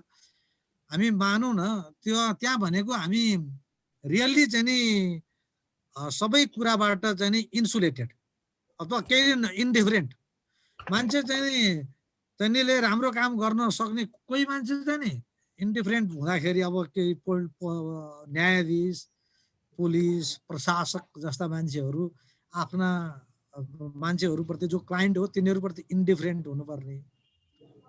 प्रोग्राम गर्नुपर्ने मानिसहरू चाहिँ नि कार्यक्रममा चाहिँ नि कसलाई चाहिँ नि भ्यालु दिनुपर्ने, रिसोर्सेसहरू कता दिनुपर्ने भन्ने मान्छेहरू चाहिँ नि डिफरेन्ट हुनुपर्ने। त्यसलाई चाहिँ नि विभिन्न आधारमा हुनुपर्ने अवस्था हुन्छ हामीलाई यहीँभित्र पनि होइन। अब तपाईँ डिफ्रेन्ट हुनुपर्ने। अब एउटा कुरा चाहिँ प्रोग्राम बनाउँदाखेरि 100 जनालाई फाइदा हुने गर्ने कि 50 जना, हामी चाहिँ नि 50 जनालाई धेरै देख्ने चाहिँ 100 जनालाई नदेख्ने, आफ्नो भयो भने 2 जना मान्छे पनि 100 जना भन्दा धेरै देख्ने चाहिँ हाम्रो जुन चाहिँ हुन सक्छ। अथवा इन्डिफरेन्ट हुनुपर्ने न्यायाधीश अथवा प्रशासनका मानिसहरू यो आफ्नो हो अथवा चाहिँ नि अर्को हो भनेर देख्ने बेलामा, इन्डिफरेन्ट हुनुपर्ने बेलामा डिफरेन्ट चाहिँ नि हुन सक्ने खोज्ने, डिफरेन्ट हुनुपर्ने कुरामा इन्डिफरेन्ट हुने जुन चाहिँ हाम्रो चाहिँ आफ्नो चाहिँ परिस्थिति हुनु चाहिँ परिवेश र त्यसलाई चाहिँ प्रमोट गर्ने, त्यसलाई चाहिँ गल्ती गर्यो भने पेनलाइज नगर्ने, जुन वातावरण चाहिँ हाम्रो देशभित्र चाहिँ हुन्छ आफू बसेको ठाउँमा र त्यो चाहिँ मेनली चाहिँ हामी कहाँ छ त्यो कुराले चाहिँ उनीहरूको पर्फर्मेन्समा फरक पार्छ चाहिँ भन्ने चाहिँ मलाई लागेको यही कुरा हो जस्तो लाग्छ। धीरजी मुरारीजीलाई धन्यवाद है। गुप्तबहादुर सर पनि हामीसँग हुनुहुन्छ। यो प्रहरीको चाहिँ सेवामा उच्च तहमा चाहिँ काम गरिसक्नु भएको, अनुभव बटुल्नु भएको हामीसँग साथी गुप्त सर हुनुहुन्छ र उहाँको चाहिँ विदेशमै पनि चाहिँ यो युएन मिसनमा गएर काम गर्नुभएको नि अनुभव होला। अब अहिले ध्रुवजीले चाहिँ दिनुभएको कुराको प्रत्यक्ष एउटा अनुभवी त उहाँले नै सेयर गर्न सक्नुहुन्छ। गुप्त सर तपाईँको नि केही भनेर राखिदिनुहोस् न त्यसमा। नमस्कार सबै सरहरूलाई। अब ध्रुव सरले एकदमै मिहिन ढङ्गले राख्नु भएको छ द्वन्द्वको कुराहरू। अब मैले दुईटा मुलुकको चाहिँ अनुभव गरेको छु, एउटा सिएरालिनको, एउटा चाहिँ पूर्व युगोस्लाभिया, म जहाँ गएर बसेँ क्रोएसिया सर्बियाको जहाँ थियो त्यो कुरा। त्यसलाई पछि सरहरूसँग अरू कुनै समय लिएर अलिकति यसमा चाहिँ सेयर गरौँला, त्यो केही छैन। अब आजका लागि चाहिँ अब अहिले सरले जे जति कुरा राख्नु भएको छ त्यही नै काफी छ जस्तो लाग्छ। अनि हाम्रो मुरारी सरले चाहिँ जे कुरा राख्नुभयो नि, मुरारी सरको मुरारी सरले राखेको कुरामा यो चाहिँ कस्तो भने यो गतिलाको मुखबाट सुने त होइन, हाम्रै बाको मुखबाट सुने भने त उनी भयो क्या। अब यो विदेशमा नेपालका प्रहरी सेना गएर राम्रो काम गर्छन्, नेपालमै किन गर्दैन, नेपालमा किन बढी ब्लेम हुन्छ भन्ने जुन कुरा आयो सर, त्यसमा नेपालमा यो आफ्नै आँगनमा नाच्या भएर अलिकति छासछुस अरूको आँगनतिर पनि पुग्ने चलन त भइहाल्छ। त्यहाँ चाहिँ धेरै लिमिटेड ठाउँमा बसेर काम गर्ने र त्यहाँभन्दा बढी चाहिँ नाच्न नपाइने भयो हुनाले त्यो चाहिँ दिइएको अधिकार क्षेत्र, सीमित अधिकार क्षेत्रभित्र रहेर काम गर्नु पर्ने र अनि फेरि तलमाथि परिहालेपछि फेरि रिप्याट्रिएट भएर चाहिँ आफू चाहिँ घरतिर हिँडिहाल्नु पर्ने भाव भएर त्यो डरले पनि अलिकति काम गर्छ त्यहाँ। यहाँ चाहिँ हतपत्त जागिर पनि जान्न, अनि अब यसो कहीँबाट चाहिँ अब कहिलेकाहीँ संरक्षण पनि पाइहाल्छ, कहीँ न कहीँ कसै न कसैको प्रेसर पनि कहीँ न कहीँ कतै न कतै भइहाल्छ। त्यो हिसाबले अलिक बढी नाच्न खोजे पनि हो त्यो कुरो त। अहिले त्यति भने सर मैले। Thank you. धीरजीको त्यो क्यामेरा उल्टो भइरहेछ, तपाईँको क्यामेरा उल्टो भयो।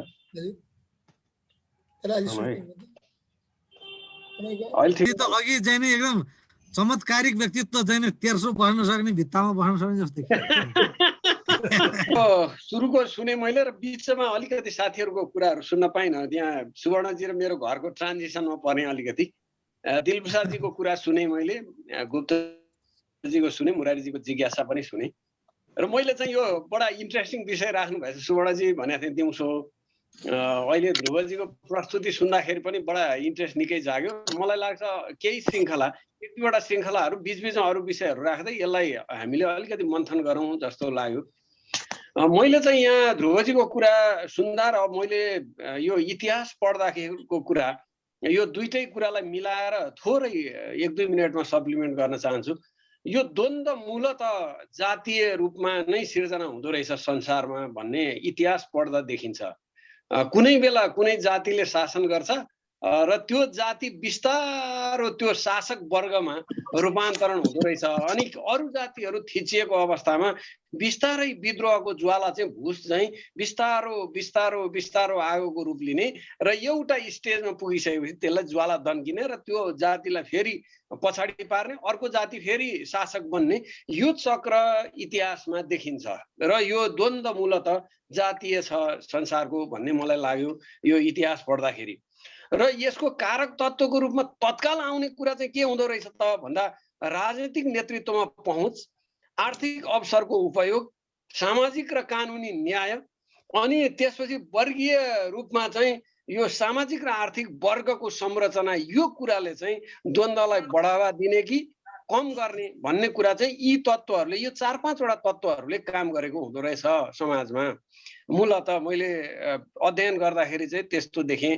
अब साथीहरूले राख्नुभएका धेरै कुराहरू प्राविधिक रूपमा एकदमै सही छन्, तर त्यसको जरोमा खोजी गर्यो भने जस्तो जातीय रूपमा चाहिँ हामीले हेर्यौँ भने यो इस्ट युरोप र वेस्ट युरोपको जातीय संरचना जस्तो छ, द्वन्द्वको स्वरूप पनि त्यस्तै छ। एसियाको पनि जातीय स्वरूप जस्तो छ, द्वन्द्वको स्वरूप पनि त्यस्तै छ। अहिले तपाईँको एकदमै धेरै रूपमा जातीय उत्पीडन हो भनेर उठाइराखेको 2टा ठाउँ चीनको यो उइघुरहरूको बसोबास भएको क्षेत्र सिन्ज्याङ र यदि हङकङको कुरालाई हेरियो भने त्यहाँ पनि मूलत द्वन्द्वको रूप जातीय छ।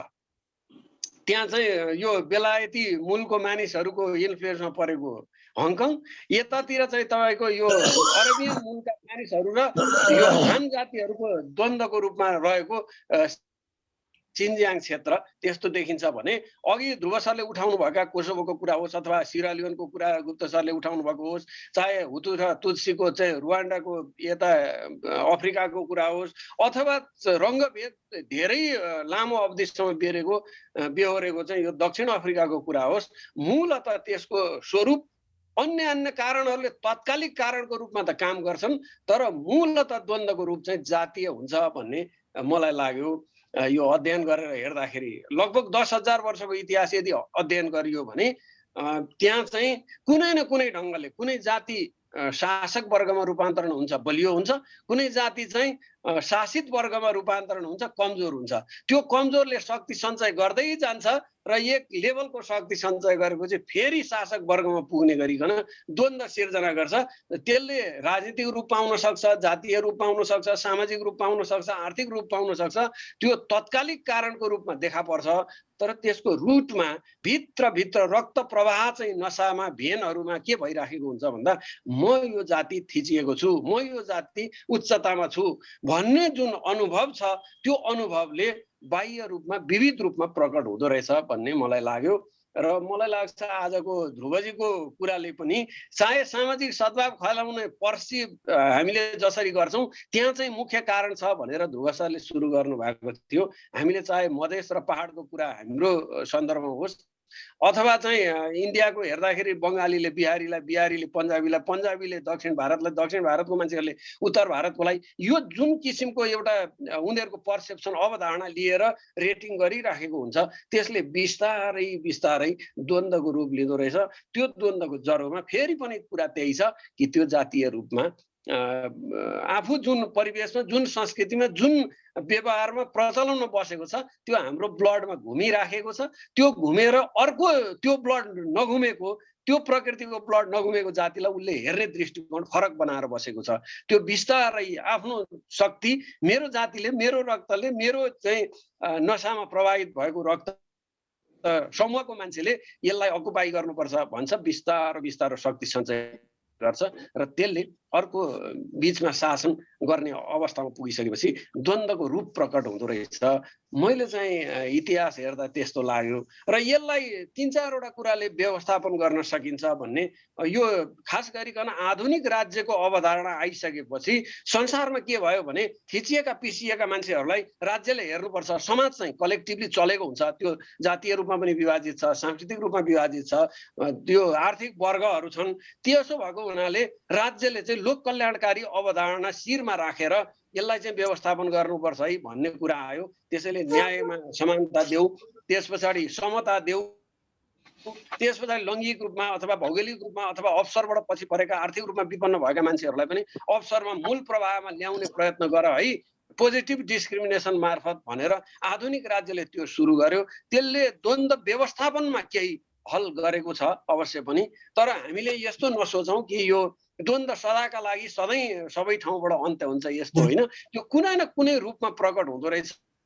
कुशल राज्य व्यवस्थापन गर्ने वर्ग यदि शासक वर्गमा पुग्यो भने उसले त्यो द्वन्द्वलाई म्यानेज गर्न सक्छ कि यसलाई न्याय दिनु पर्यो, यसलाई अलिकति अन्याय परेको छ, यसलाई उठाउनु पर्यो भन्ने राज्य भइदियो भने द्वन्द्वहरू व्यवस्थापन हुँदै जाँदो रहेछ। अन्यथा फेरि पनि यो नस्लीय नै हुन्छ द्वन्द्वको मूल स्वरूप भन्ने मलाई लाग्छ। र त्यो शासकीय रूप चाहिँ सामाजिक रूपमा, आर्थिक रूपमा, वर्ग विभेदको रूपमा प्रकट हुन्छ र त्यसले एउटा चाहिँ राजनीतिक रूप ग्रहण गरेपछि त्यो चाहिँ कोही आतंकवादतिर जान्छ, कोही जनविद्रोहतिर जाला। त्यसको प्रकटीकरण चाहिँ राजनीतिक रूपमा अन्ततगत हुन्छ र फेरि शासक र शासितमा त्यो वर्ग चाहिँ रूपान्तरण हुँदो रहेछ भन्ने मलाई लाग्यो। मैले चाहिँ थोरै ध्रुव सरको कुरामा सप्लिमेन्ट मात्रै राखेँ। मेरो कुरामा साथीहरूको असहमति हुनसक्छ, तर मैले अध्ययन गर्दाखेरि चाहिँ आफूले त्यस्तो पाएको छु। हस्, धन्यवाद। हस् धीरजी, धन्यवाद। अब विष्णुजीलाई अनि त्यसपछि सम्झनाजीलाई छ है पालो। सम्झनाजीले त्यसपछि राख्नु, विष्णुजी पछि राख्नु होला। बोल्ने मौका दिनुभएकोमा धन्यवाद। र म दुईचोटि छुट्या पनि थिएँ। सुवर्ण सर, ध्रुव सर, अमर सर, हाम्रो रामबाबु सर, सबैलाई नमस्कार। मुरारी सर, त्यस्तै धीर सरलाई पनि धेरै देखेँ। कुरा सुने, सामाजिक द्वन्द्व विषय थियो। त्यो विषय अनुसार सरर बगेको छ, कुराहरू प्रष्ट छन् र जति बुझ्नुपर्ने हामीले बुझ्न छुटेका कुराहरू पनि बुझ्यौँ। अब मैले अलिकति प्राकृतिक रूपमा सामाजिक नभनेर द्वन्द्वको सुरुवात कहाँबाट भएर यो कहाँसम्म जान्छ भन्ने कुरो छोटकरी भन्न मैले जानेको कुरो भन्न अनुमति मागेँ। हाम्रो जुन यो प्रकृति छ, प्रकृतिको सुरुवात नै द्वन्द्वबाट भएको छ र यस विषयमा दर्शन शास्त्र, द्वन्द्वात्मक दर्शन शास्त्रहरू पनि निस्केका छन्। द्वन्द्व बिना कुनै चिजको पनि अस्तित्व रहँदैन। जस्तै प्रकृतिबाटै दिएको कुरा के छ त भन्दा सुखायाम, झरीयाम, तातो, चिसो, सुख, दुःख, यस्तै अझै भन्दै जाउँ। अब हाम्रै कुरा नहुँदा मिठो, नमिठो, यी कुराहरू यसरी सुरुदेखि नै, प्रकृतिको सुरुवातदेखि नै दुईटा विरोधी तत्त्व मिलेर यो प्रकृतिको सिर्जना हुन्छ। त्यहाँबाट नै द्वन्द्वको सिर्जना हुन्छ। एक अर्काको विरोधी भइकन पनि एक अर्काको परिपूर्तिको लागि अर्को तत्त्व आवश्यक पर्छ। दुईटा विरोधी तत्त्वमा एउटा तत्त्व नभयो भने अर्को तत्त्वको अस्तित्व रहँदैन। जस्तै उदाहरणको लागि सामान्य हिसाब गर्नु, चोर र पुलिस। पुलिस छैन भने चोरको अस्तित्व रहँदैन, चोर छैन भने पुलिसको जागिर रहँदैन, किनभने उसको काम हुँदैन। त्यसकारण एक अर्कासँग द्वन्द्व भइकन पनि एक अर्काका अति आवश्यक तत्त्व हुन जान्छ द्वन्द्व भने। यसरी द्वन्द्वको सिर्जना हुन्छ। र सबै कुरा सुन्दाखेरि जी सरले एउटा पोइन्ट जोड्नुभयो, त्यो के भन्दा वर्गीकरणको कुरा। अहिले आएको द्वन्द्व भनेको सुरुवात कहाँबाट हुन्छ भन्दा जब समाजमा वर्गीकरण सुरु हुन्छ, विभेद सुरु हुन्छ। वर्गीकरण भन्नाले उदाहरणको लागि तराईमा बस्ने, पहाडमा बस्ने, एक अर्कासँग छुटिएर विभेद भएका कुराहरूद्वारा यो द्वन्द्व सुरु हुन्छ। जस्तै धनी गरिब, मजदुर मालिक, किसान जमिनदार। यसरी जब वर्गीकरण सुरु हुन्छ, द्वन्द्व त्यसै गरी सुरु हुन्छ। त्यसकारण द्वन्द्व नभइकन यी दुईटैको अस्तित्व रहँदैन। यदि जमिनदार रहेन भने किसानको अस्तित्व रहँदैन, किसान भएन भने जमिनदारको अस्तित्व रहँदैन, मजदुर भएन भने मालिकको, कारखाना मालिकको अस्तित्व रहँदैन, मालिक भएन भने मजदुरको अस्तित्व रहँदैन। एक अर्कामा अति आवश्यक तत्त्व हुन्, तर एक अर्काका पूर्ण विरोधी तत्त्व हुन्। यसरी यो संसारको संरचना चलेर गइरहेको हुन्छ। यदि यो दुई पक्षमा एउटा पक्षको उपस्थिति छैन भने संसारको अहिले जे जस्तो रूपरेखा छ यसमा व्यापक परिवर्तन हुन्छ र अर्कै किसिमको सरकार बन्छ। त्यस कारण नै यो भौतिकवादीहरूले पनि द्वन्द्वात्मक भौतिकवाद भनेर भनेका छन्। द्वन्द्व नभइकन कुनै कुराको पनि सञ्चालन हुँदैन।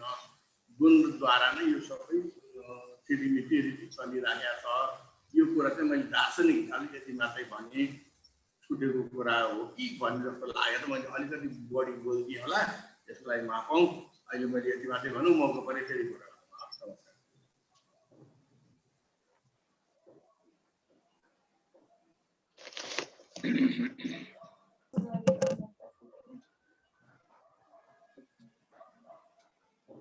हेलो सुवर्णजी, हजुर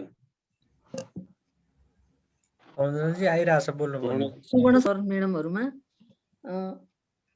खास गरी ध्रुव सरले एकदम राम्रो प्रस्तुतिकरण गर्नुभयो। उहाँको चाहिँ इन्टरनेसनल नेसनल सबै किसिमका अनुभवहरू सरले चाहिँ यहाँ प्रस्तुत गर्नुभयो।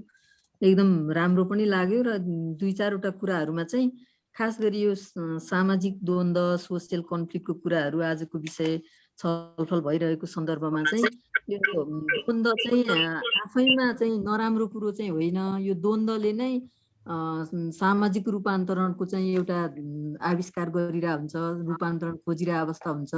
यसलाई चाहिँ सर्टेन टाइममा चाहिँ व्यवस्थापन गर्ने पाटोमा चाहिँ एकदम बढी महत्त्व चाहिँ त्यहाँ राख्छ। यसलाई सही समयमा चाहिँ कुनै विषय कुनै सन्दर्भले चाहिँ द्वन्द्व निम्त्यायो भने त्यसलाई चाहिँ सही ढङ्गले सही समयमा सही तरिकाबाट चाहिँ त्यसलाई समाधान व्यवस्थापनतिर जानुपर्छ भन्ने चाहिँ सबभन्दा बढी महत्त्वपूर्ण कुरा हो। अनि यसमा चाहिँ अब कतिपय अवस्थामा चाहिँ सेल्फ सेन्ट्रिकहरू भइदिँदाखेरि समाजमा चाहिँ अझै बढी द्वन्द्वहरू हुने, अन्यायको चाहिँ महसुस हुने त्यो अवस्थाहरू आउँछ। अब यसलाई चाहिँ नियम कानुन विधि र परिधिहरूभित्र रहेर चाहिँ त्यसलाई चाहिँ छलफलहरू चलाउने, निरन्तर त्यो विषयमा चाहिँ उठान गर्ने, बहसहरू गर्ने। अनि त्यसपछि चाहिँ एउटा भाषाको अहिले कुरा पनि आइसक्यो, धेरै उदाहरण दिएर गरिसक्नुभयो सरले। पटक पटकको चाहिँ वार्ता छलफलहरू त्यसले नै समाधानको नजिक पुग्ने। हाम्रो अहिलेसम्मको संसारकै इतिहासलाई हेर्दा पनि ठुल्ठुला द्वन्द्वहरू पनि त्यसरी नै व्यवस्थापन भएका अवस्थाहरू छन्। त्यस कारणले गर्दा त्यसले चाहिँ आपसमा चाहिँ एउटा ट्रस्ट बिल्डिङ चाहिँ लिएर आउने, विश्वासको वातावरण सिर्जना हुने अवस्थाहरू हुन्छ। त्यस कारणले यो वे अफ कम्युनिकेसन चाहिँ सबैभन्दा बढी महत्त्वपूर्ण कुरा हो भन्ने मलाई लाग्छ। अनि त्यस्तै गरेर चाहिँ अघि एकजना म्याडमले पनि भन्नुभएको थियो यो आरक्षण लगायतका कुराहरू जहिले पनि हाम्रो समाजमा चाहिँ यो पावरको रिलेसनको कुराहरू पनि हो। द्वन्द्वको मुख्य कारणहरू अब पावरफुल को छ त समाजमा, त्यो पावरको रिलेसनले चाहिँ ऊ चाहिँ कसले डोमिनेट गरिरहेको हुन्छ भन्ने कुराहरू चाहिँ यसले निर्क्युल गर्ने भएको कारणले गर्दाखेरि अब इम्पावरमेन्टको कुराहरू, एजुकेसनका कुराहरू, रोजगार, अनि यो जातीय उच्च जात भनिएको र अब छुवाछुत सम्बन्धी विभिन्न घटनाहरू हुन्छ नि, यो सबै कुराहरू पावर रिलेसनको कारणले गर्दाखेरि यो द्वन्द्वको चाहिँ जन्म हुने भएको कारणले गर्दाखेरि हाम्रो चाहिँ स्पेसल प्रोटेक्सन चाहिँ निडी पिपुलहरूको लागि जहिले पनि त्यो हेर्नुपर्छ। किनभने उसले चाहिँ समाजको जुनसुकै सेवा सुविधाहरू राज्यले प्रदान गर्ने त्यो कुराहरूको पहुँचमा चाहिँ ऊ पुग्न नसक्ने अवस्था हुँदासम्म उसको इम्पावरमेन्टको सबै, इम्पावरमेन्ट भनेपछि उसको पहुँच, पहिचान, प्रतिनिधित्व, संरक्षण, विकास, सशक्तिकरण, यो सबै कुराहरू चाहिँ उसलाई आवश्यक हुन्छ। त्यस कारणले गर्दाखेरि त्यो पक्षहरूमा पनि सामाजिक अभियन्ता भनौँ न, एउटा खालको सामाजिक द्वन्द्वको कुराहरू भएको कारणले त्यो विषयहरूमा चाहिँ निरन्तर संवादहरू गर्ने र त्यो वर्ग समुदायलाई चाहिँ डिसिजन मेकिङमा चाहिँ सामाजिक गतिविधिहरू, सामाजिक विकास, जुनसुकै हर पक्षहरूमा चाहिँ तिनीहरूको चाहिँ सक्रिय सहभागिता खोज्ने किसिमको अभ्यासहरू हुन जरुरी छ। त्यसले चाहिँ उसलाई चाहिँ न्यायानुभूति हुने र त्यसपछि चाहिँ उसले आफ्ना प्रतिभाहरूलाई पनि प्रस्फुटन गर्ने अवसरहरू सिर्जना हुने कारणले गर्दाखेरि चाहिँ त्यो पावरफुल जोसँग पावर छ उसँग चाहिँ नजिक रहेर चाहिँ काम गर्न सक्ने अवस्थाहरू हुन्छ र सामाजिक द्वन्द्व चाहिँ न्यूनीकरण हुने अवस्थाहरू आउन सक्छ भन्ने मलाई लाग्छ। र विशेष गरेर चाहिँ यो शिक्षा सबैभन्दा ठुलो महत्त्वपूर्ण कुरा चाहिँ शिक्षा हो। शिक्षा भन्दैमा धेरै देशहरूमा द्वन्द्व नै हुँदैन भन्ने कुरा होइन, तैपनि यसले चाहिँ धेरै सफल भएको अवस्थाहरू पनि देखाएको छ। अब जस्तै उदाहरणको लागि चाहिँ यो सिन्धुपाल्चोकको कर्थली भन्ने एउटा गाउँमा त्यहाँ चाहिँ एकदम ठुलो सामाजिक द्वन्द्व थियो, कस्तो त्यो अनटचेबिलिटीको इस्युमा।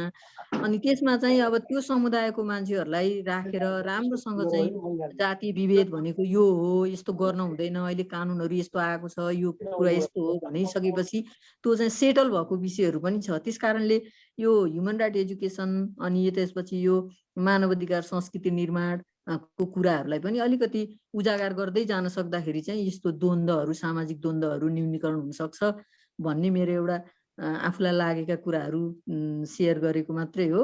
अब धेरै विषयवस्तुहरू त सरले प्रिन्सिपल्ली ल्याइ पनि सक्नु भएको छ, समय अलि धेरै लिएँ कि क्या हो। हस्, धन्यवाद। हस्, धन्यवाद सम्झना। अनि नेत्र सरको केही छ कि भनेर मैले गरेँ नेत्र सरलाई। सर समय अलि छिटै गइरहेछ क्या। ध्रुव सरले राम्रो कुराहरू राखिदिनु भयो। म अलि सम्झिराखेको छु र हामी मैले रमाकान्त सरसँग चाहिँ जस्तो ध्रुवजीले जोड्नु भएको यो द्वन्द्वको, अब यो द्वन्द्वको कुरा गर्दाखेरि चाहिँ त्यसलाई अब अङ्ग्रेजीमा भन्दाखेरि अब ट्याकलिङ कन्फ्लिक्टको कुराहरू आउँछ होइन। र त्यसलाई एउटै शब्दमा भन्दाखेरि त्यो बिल्डिङ हार्मोनीको कुराहरू आउँछ। अब द्वन्द्व किन हुन्छ भन्दाखेरि थुप्रै कुराहरूले चाहिँ अब हुन्छ। एउटा त सिक्युरिटी कम्प्लेक्सबाट हुन्छ, इगोइजमबाट हुन्छ, हुने र नहुनेको विभेदबाट हुन्छ, पावर सेन्टरको कुराबाट हुन्छ, रिलिजियनबाट हुन्छ।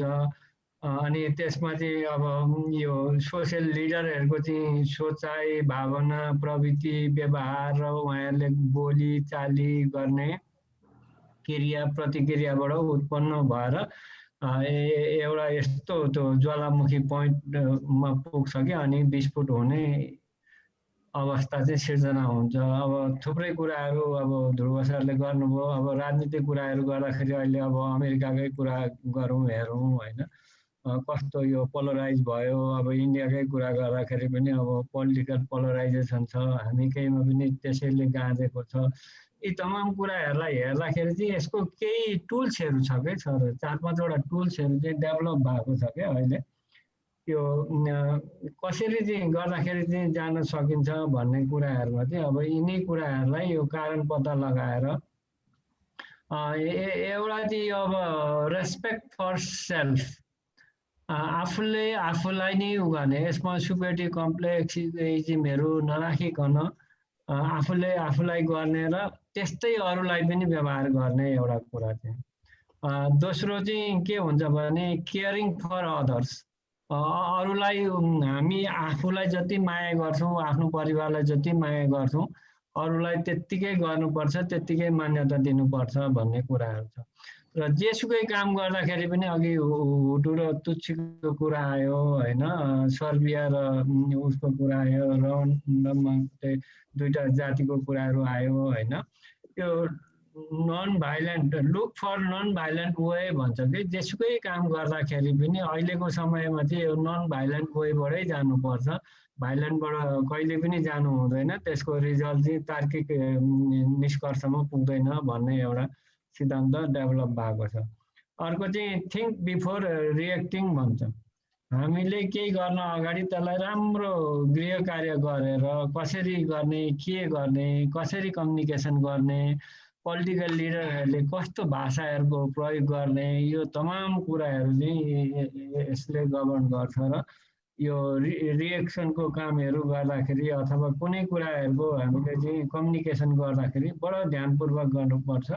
र अर्को चाहिँ अनि एक्सपेक्ट द बेस्ट भन्छ क्या, हामीले सधैँ राम्रो कुराको आशा गर्ने। हाम्रो नेपाली परम्परामा चाहिँ यो नकारात्मक चिजले धेरै गाभेको छ, जेमा पनि नकारात्मक किसिमकै कुराहरू हुन्छ। यसलाई चाहिँ सकारात्मक किसिमले चाहिँ भनौँ न, एक्सपेक्ट द बेस्ट वे, म जे गर्छु त्यो राम्रोको लागि गर्छु, हामी जे गर्छौँ राम्रोको लागि गर्छौँ, यो भन्ने कुराहरू चाहिँ आशा राखेर अगाडि बढ्नुपर्छ भन्ने कुराहरू चाहिँ मैले पनि अलिअलि यसो पढ्दा ओर्दा भेटेको कुराहरूमा यो कुराहरू चाहिँ पाएको थिएँ भन्ने कुरा चाहिँ म यहाँ अलिकति राख्न चाहेँ। र समय दिनुभएकोमा धन्यवाद छ। र ध्रुव सरलाई धेरै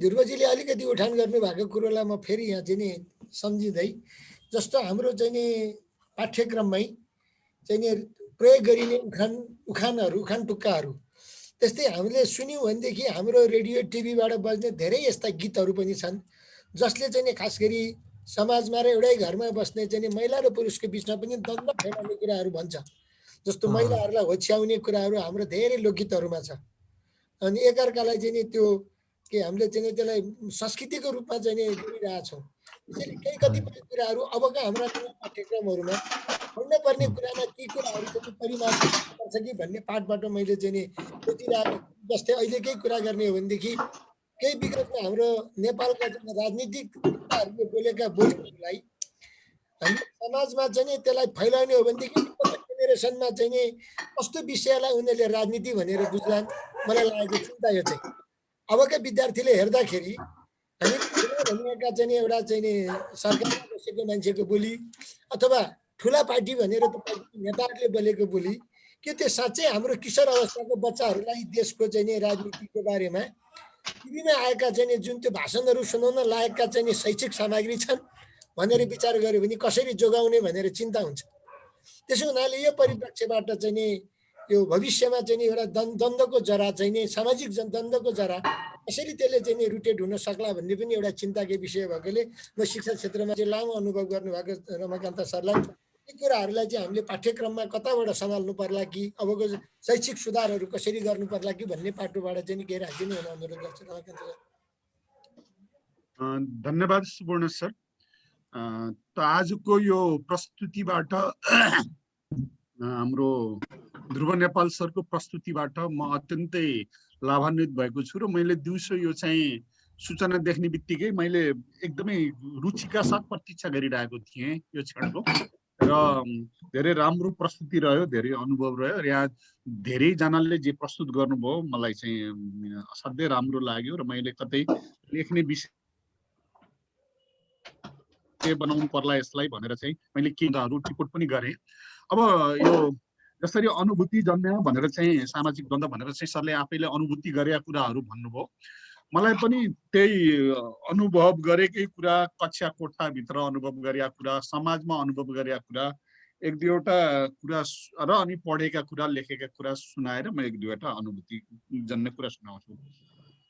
म मन्त्रालयमा भएको बेला एकचोटि सत्य घटना यस्तो घट्यो।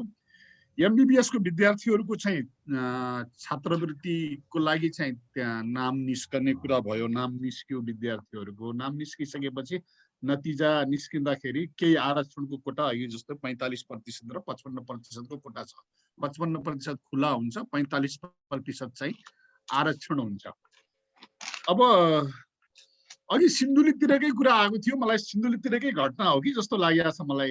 एकजना विश्वकर्मा हुनुहुँदो रहेछ, उहाँ चाहिँ राम्रो चाहिँ बजारमा बसेर सुन व्यवसाय गर्नुहुँदो रहेछ।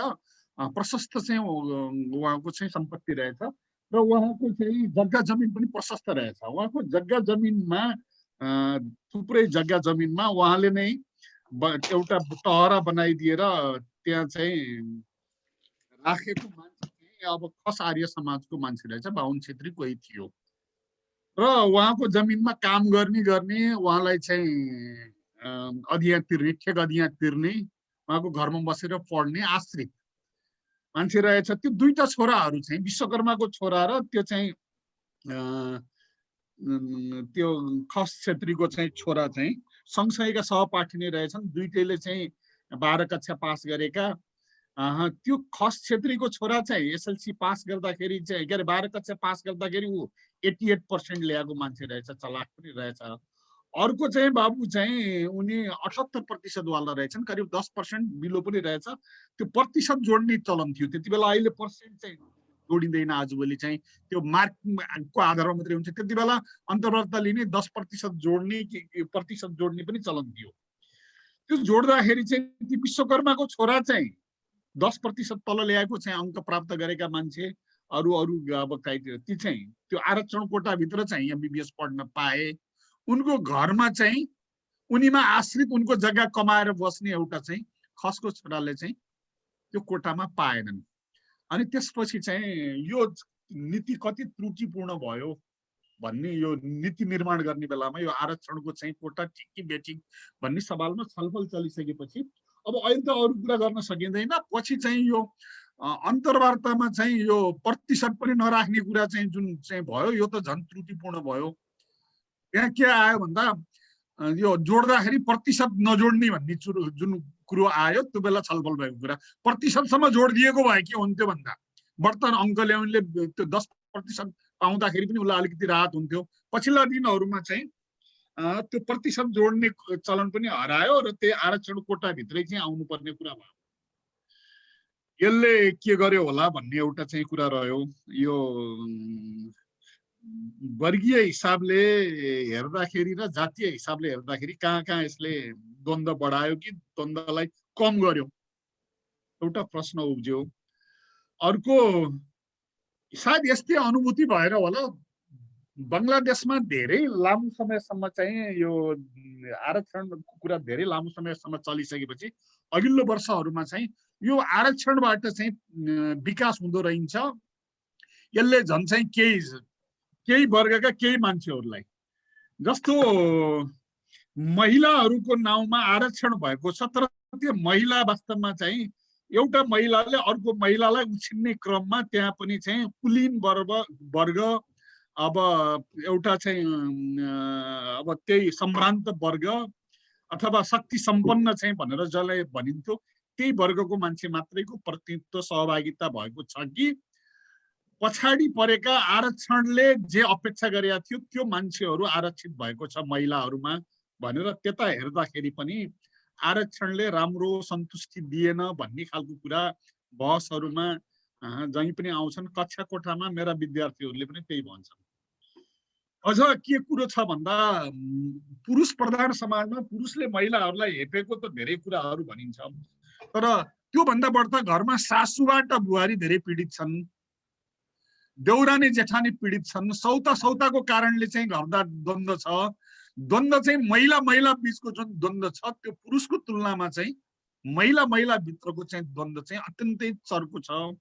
अर्को सबै अनुभवहरूले छलफलहरूले यो देखाउँछन् र मूलत द्वन्द्वका आधारहरूमा ध्रुव सरले भनेकोमा सबै सहमति राख्दै अब एउटा स्रोत साधनमा भने जस्तै आधारभूत आवश्यकताको चाहिँ सबैभन्दा पहिले मान्छेलाई पुरा भएन भने स्ट्रेस हुने, अनि स्ट्रेस भइसकेपछि फ्रस्ट्रेसनमा आउने, फ्रस्ट्रेटेड मान्छे समाजमा अनि विग्रह विद्रोह गर्ने मानसिक कारण मनोवैज्ञानिक कारण त्यही हुन्छ। पहिले त्यही भएर बेसिक निडहरू आधारभूत आवश्यकता शिक्षा स्वास्थ्य घाँस बास जस्ता कुराहरू आजभोलि चाहे हामी चाहिँ समाजवादी भनौँ चाहे पुँजीवादी देश भनौँ दुईटै चाहिँ को कुरा एक अर्कोबाट सिकेर आजभोलि जुन मिश्रित अर्थव्यवस्था भनिन्छ समाजवादलाई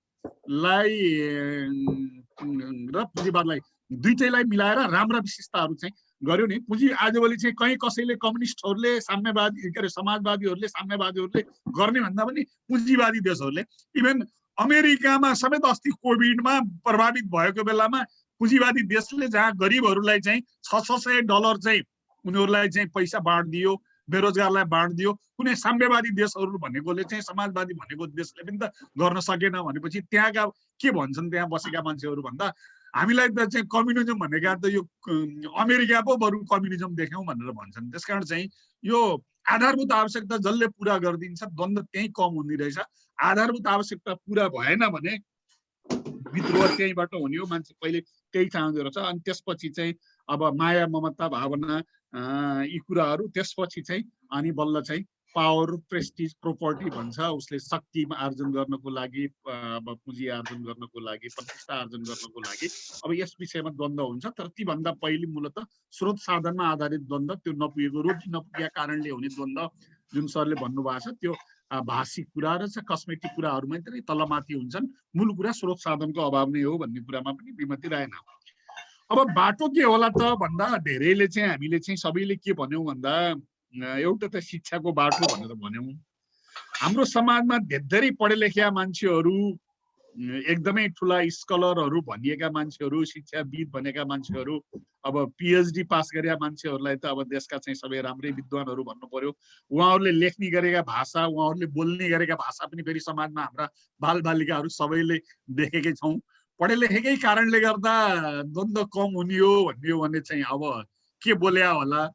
अब अस्ति मात्रै मैले चाहिँ हेरेको थिएँ त्रिभुवन विश्वविद्यालय जहाँ प्राज्ञिकहरूको थलो, त्रिभुवन विश्वविद्यालयको उपप्राध्यापकको चाहिँ परीक्षामा रिजल्ट हुँदाखेरि म्याथमेटिक्स साइन्स जस्ता उत्तर पुस्तिकाहरू प्रश्न मात्रै सारेको मान्छे उत्तीर्ण भएको रहेछ र उपप्राध्यापकको नियुक्ति लिएर रहेछ भनेर सर्वोच्च अदालतले चाहिँ यहाँ परीक्षामा धाँधली भएको ठहर गरिसकेपछि त्यो ब्याचमा भएका परीक्षाका सबै उत्तर पुस्तिका पेश गर्नु भन्ने आदेश दियो। अब सबैभन्दा धेरै प्राज्ञहरू छान्ने, प्राज्ञहरू त्यहाँ चाहिँ सेवा आयोगमा अध्यक्ष हुन, सदस्य हुनलाई प्रोफेसर डाक्टर भएका मान्छेहरू बाहेक अरू चाहिँ सामान्यतया रिडर भन्दा तलको मान्छे त त्यहाँ हुँदैन। भनेपछि पढे लेखेको मान्छेहरूसँग द्वन्द्व बढाउने भन्दा द्वन्द्व घटाउने बाटाहरू हुन्छन्, उहाँका व्यवहारहरू अनुकरणीय हुन्छन् भन्ने कुरा पनि पुष्टि गरेन। त्यसकारण चाहिँ ज्ञान सूचनाका आधारमा प्रमाणपत्र प्राप्त गर्ने कुरा र विद्या विवेक सिर्जनाबाट चाहिँ विद्वान हुने कुरा, समाज रूपान्तरण गर्ने कुरा पनि फरक रहेछ भन्ने चाहियो। अब हामीलाई शिक्षा र ज्ञान मात्रै भएन, विद्या चाहियो। अब विद्या र शिक्षा बेग्लै भयो भन्ने आजभोलिको परिभाषा चाहिँ भित्र यसलाई हाल्नुपर्ने भयो। अर्को जतिसुकै जे भए पनि मनोविज्ञानको आँखाबाट हेर्दा के देखिन्छ भन्दा संसारमा केही प्रतिशत 2-3% मान्छेहरू अत्यन्तै तीक्ष्ण बुद्धिका हुन्छन्, जिनियस हुन्छन्। अब यदि अब आइन्स्टाइनलाई मान्ने हो भने, हाम्रो लक्ष्मीप्रसाद देवकोटालाई मान्ने हो भने, या त हाम्रा पहिलेका चाहिँ अब ऋषिमुनिहरूलाई मान्ने हो भने कसलाई मान्ने हो तीक्ष्ण बुद्धि भएका भन्ने, या त गौतम बुद्धलाई भनौँ हैन। यस्ता मान्छेहरू 2-3% मात्रै हुन्छन्। 6-7% मान्छेहरू चाहिँ सुपेरियर हुन्छन्, उनीहरू चाहिँ हैन। 16% मान्छेहरू चाहिँ एभरेज भन्दा माथिका हुन्छन् गर्दा समग्र रूपमा 25% मान्छेहरू चाहिँ संसारमा सालाखाला मान्छे भन्दा माथि हुन्छन्। ती मान्छेहरू ती कतिले कति पढेका छन्, कति डिग्री लिएका छन् भन्ने मात्रै भन्दा तिनीहरूसँग कति विवेक छ, तिनीहरूसँग कति ज्ञान छ, तिनीहरूले चाहिँ आफ्नो लागि मात्रै संसारमा पढे कि समाजको लागि पढे, समाजलाई कति योगदान गरे, आफ्नो लागि मात्रै बाँचे कि अरूको लागि बाँचे भन्ने आधारमा मूल्याङ्कन गर्दा यी 25% मान्छेहरू चाहिँ यो औसत भन्दा माथि पर्छन्। 60% मान्छेभित्र, सालाखाला मान्छेभित्र कति राम्रा हुन्छन्, कति नराम्रा हुन्छन्। धेरै बहुमत चाहिँ सालाखाला एभरेज मान्छेहरूको हुन्छ। संसारमा धेरै इन्फ्लुएन्स गर्न सक्ने मान्छेहरू चाहिँ यसैभित्र हुन्छन्। शक्ति आर्जन गर्ने, पोलिटिक्स गर्नेले पनि यही 60% भित्र खेल्ने हो। व्यापार व्यवसाय गर्ने मान्छेहरू पनि यसैभित्र खेल्ने हो। त्यसकारण चाहिँ यसको प्रभाव चाहिँ समाजमा बढ्ता हुन्छ भन्ने हुन्छ। र 60% भन्दा तलका मान्छेहरू चाहिँ त्यो कति मान्छे हुन्छन् ती भन्दा लगभग 25% मान्छे हुन्छन् समाजमा। तिनीहरूले त्यति धेरै इन्फ्लुएन्स गर्न पनि सक्दैनन्, धेरै रियाक्टिभ पनि हुँदैनन्, धेरै प्रोएक्टिभ पनि हुँदैनन्।